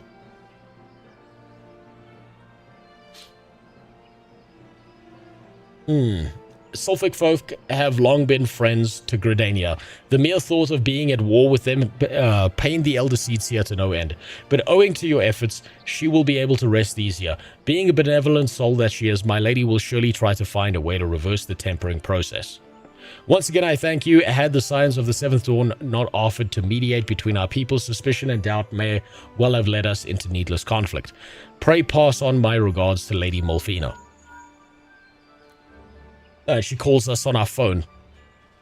Hello? Can you hear me? It is I, Molfina. Ida and Papa Limo returned some little while ago, and they wasted no time in regaling me with the tale of your exploits.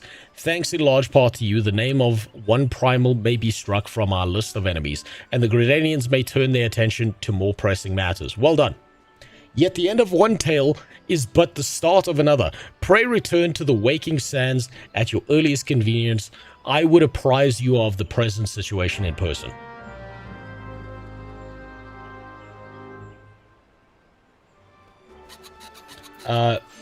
Make it to level 50 and do an extreme trial. I like that idea. That's what I'll do. Story complete all of ARR and unlock Heavensward. I like that idea. That's what I'll go for. I do like that. ESO just dropped Season 1 today.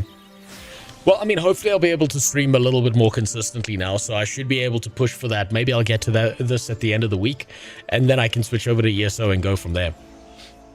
Like, I do enjoy both games. God damn, what the fuck is this? Every single girl I've seen who looks like this in real life is usually a huge bitch. So I'm just gonna move on. That just brought up bad memories. Okay, back from the wood. Where are we going? Thalanon, is this go talk to Molfina? Yes. Okay, I think I still have these right here. Let's go see what Molfina has to say.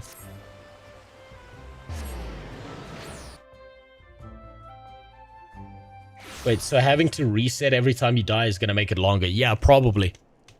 But that's half of the fun of it. That's why I like Path of Exile. It's actually really, really fun doing it that way. Because I feel like I learn something new every single time I go through it. I still can't believe that of all the classes, it's the fucking warrior that survived the entire time. Also, sorry to say, but that's literally every girl's glam in this game if they aren't wearing thigh highs. There should be... You know what? Every girl in this game is retarded, and I can tell you why. Because none of them have taste. If they had taste, they would all be bunny girls running around in micro bikinis.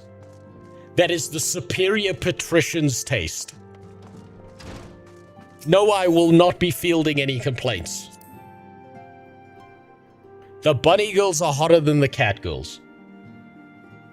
It's disgusting how few of them I've seen. Wait, so I don't have to talk to you? Where the f... God damn it. I went to the wrong place, didn't I? Okay, where's this fucker? Okay, he's nearby at least.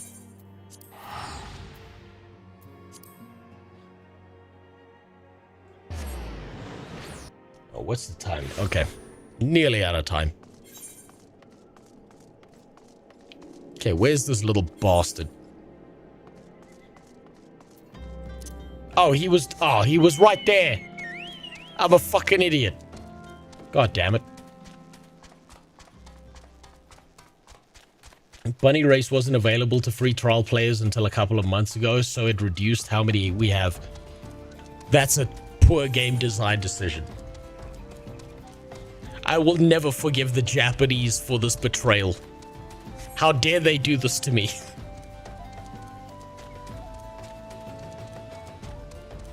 Someone needs to drop a third rice cooker on them until they learn their goddamn lesson. Bunny girls first in your game, then everything else. Right, where's that little rat? I ran right past him, didn't I? Yeah, there's the rat. Didn't even see you. Well, if it isn't my favorite adventurer, welcome back. Lady Mulfina awaits you within the solar, please. Oh, for fuck's sakes, I could have just talked to her. Why did I have to talk to the midget? Are you sick? Your voice seems different. Yes. Last week I was entirely sick, so I put myself in a well-medicated coma, and I'm still, like, my voice is still fucked up. So yes. I'm given to understand that the matter of Rama has finally been resolved. I fear resolve bespeaks a permanence we cannot rightly claim, yet I am well satisfied that the Lord of Leven will not trouble us in the foreseeable future. Your satisfaction is assurance enough for me. How fares the investigation? Well enough, Thancred is sparing no effort. There are many and one, just as you suspected. Their purpose, however, eludes us still. I see. So do I. I've been meaning to ask, but is Alice quite well? I feel as if I have scarcely seen her in recent days. Oh, you haven't? Nor have I. Alas, Alice has chosen to walk her own path, stubborn girl, but you may be assured that our destination remains the same. Oh, god damn it, we got stuck with the gay twink dude. I just remember this guy. And on that note, I take my leave of you. I trust Baldesian report will serve you well. Fret not. The like 5 free fantasias throughout the AR story should have that remedied within time. Jesus, okay. I take it we can proceed as discussed. Why do you ask? You scarce need my permission to act. You get the fuck out of here. No, go back. Mulfina needs love. Okay, no, we're going in. Fantasia's a race change juice. You know, I'm starting to understand why transgender people may be playing a lot of Final Fantasy. It's good to see you again. You're damn right it is. I've been looking towards the... forward to congratulating you on your triumph in the 12swood. Owing to your efforts, conflict has been averted. Truly, you have done the Scions proud. With that, we can strike Rama from the list. So who's next, Sahagin or the Leviathan? The Lord of the World has not answered his minion's call of late, nor is he expected to do so in the near future. While the Sahagin remain as aggressive as ever, they lack the quantity of crystals required to call forth their god. As with the Sylphs, we can leave them to their own devices, for a time at least. You know, I don't understand how she's the character that all the Final Fantasy people are in love with when Mulfina's right there. For a time bears repeating, we can ill afford to fall complacent. It's as Yustola said, unless we know the minds of the beast tribes, we cannot predict with any certainty when the next primal will return to plague the land. This being the case, we must proceed with as much haste as prudence allows. Any word on Titan? There's a reason, but that's a spoiler. Does she do some hot shit in the future? Because right now she's wearing the robes of a dumpy Roman slave. The Maelstrom keeps the kobolds under constant observation. We shall hear from them ere long. You may depend on it. Indeed, so then all of the known primals that have been active in recent times we are left with. Y'shtola goes through a massive glow up. Do her tits get bigger? If no, then it doesn't matter. She's built like a surfboard. And sure, you can ride a surfboard, but you can't stop yourself from falling off. Garuda, who is the primal of the Exil who live near Gridania. Yes, that's what I meant. Look at that. It's not even comparable. Y'shtola doesn't come close to Molfina. So many moms to cover. Would that there were more efficient ways to conduct our surveys. So where he's still with us, we should not long have wanted for a more practicable solution.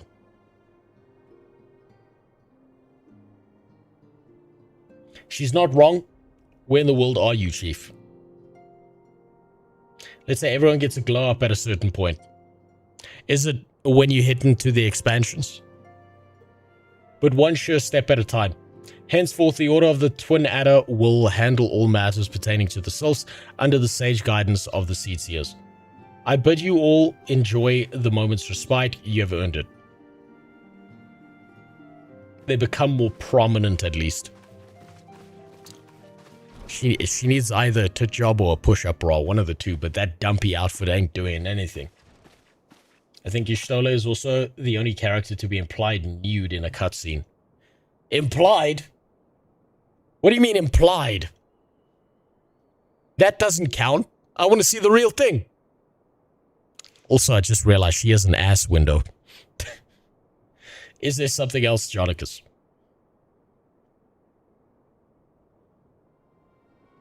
Beg pardon, a man named Labia, sporting a red mask and robed in black. 12 preserve. Prior to the calamity, the Asians took great pains to remain hidden. Why would they choose to cast off their veil of secrecy now? Gods, this bodes ill. We must take advantage of the present lull in primal hostilities and investigate Labia.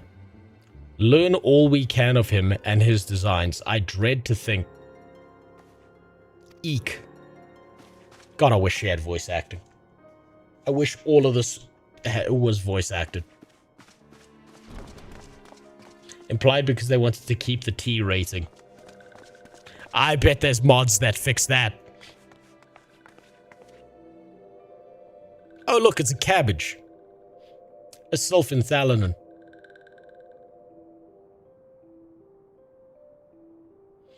At long last, this one finds war. Oh, no, we're back to the one talk again.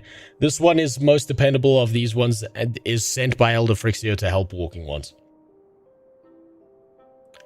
This one is called Neuraxia. This one comes as a friend. Let these ones be friends.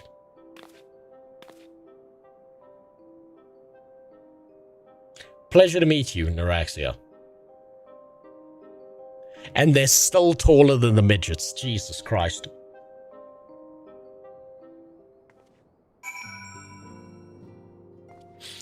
There's no voice acting in these scenes. Is there a reason you're silent protagonist with implied dialogue? Yes.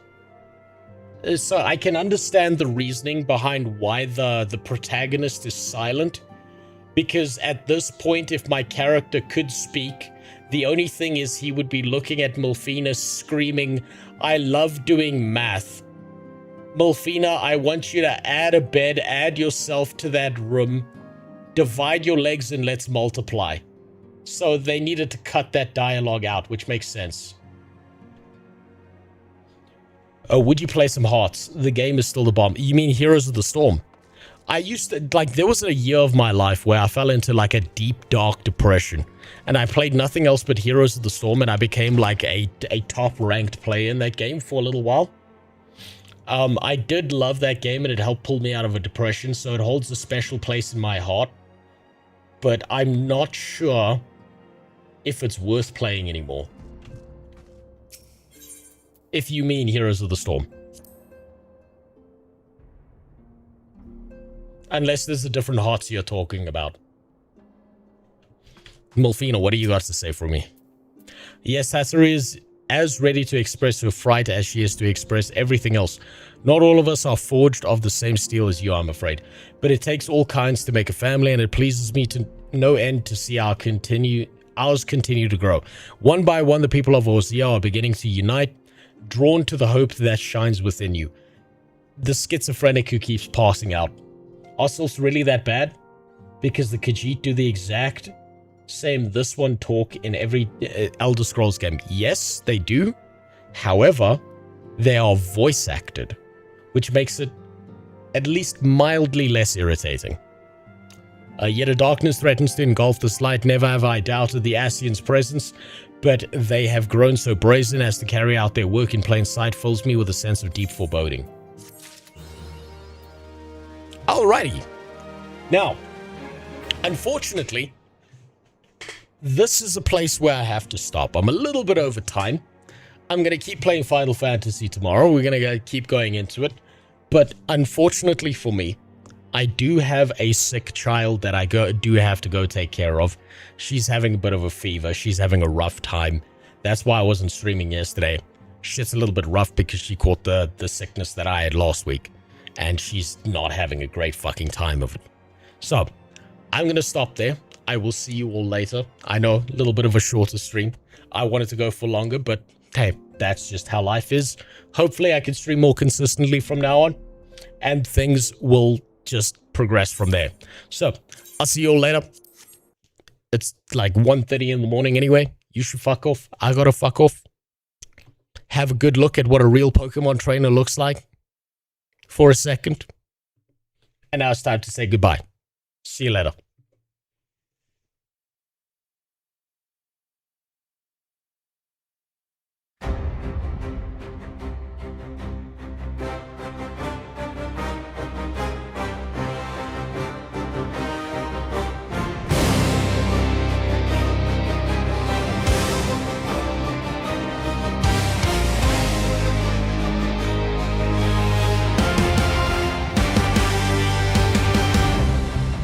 On the broken road, I carried the weight alone. 17 trials in my bones, still I came back for more. Steel in the prayer of night, blood on the banner bright. Every scar was a vow, and I'm standing here now. Hear that thunder call, I rose through every fall. Hands to the sky, I take the flame. I know my holy name. He has risen strong. He has risen strong. Warrior of light, stand and sing along. He has risen strong. He has risen strong. I walk out crowned in victory song.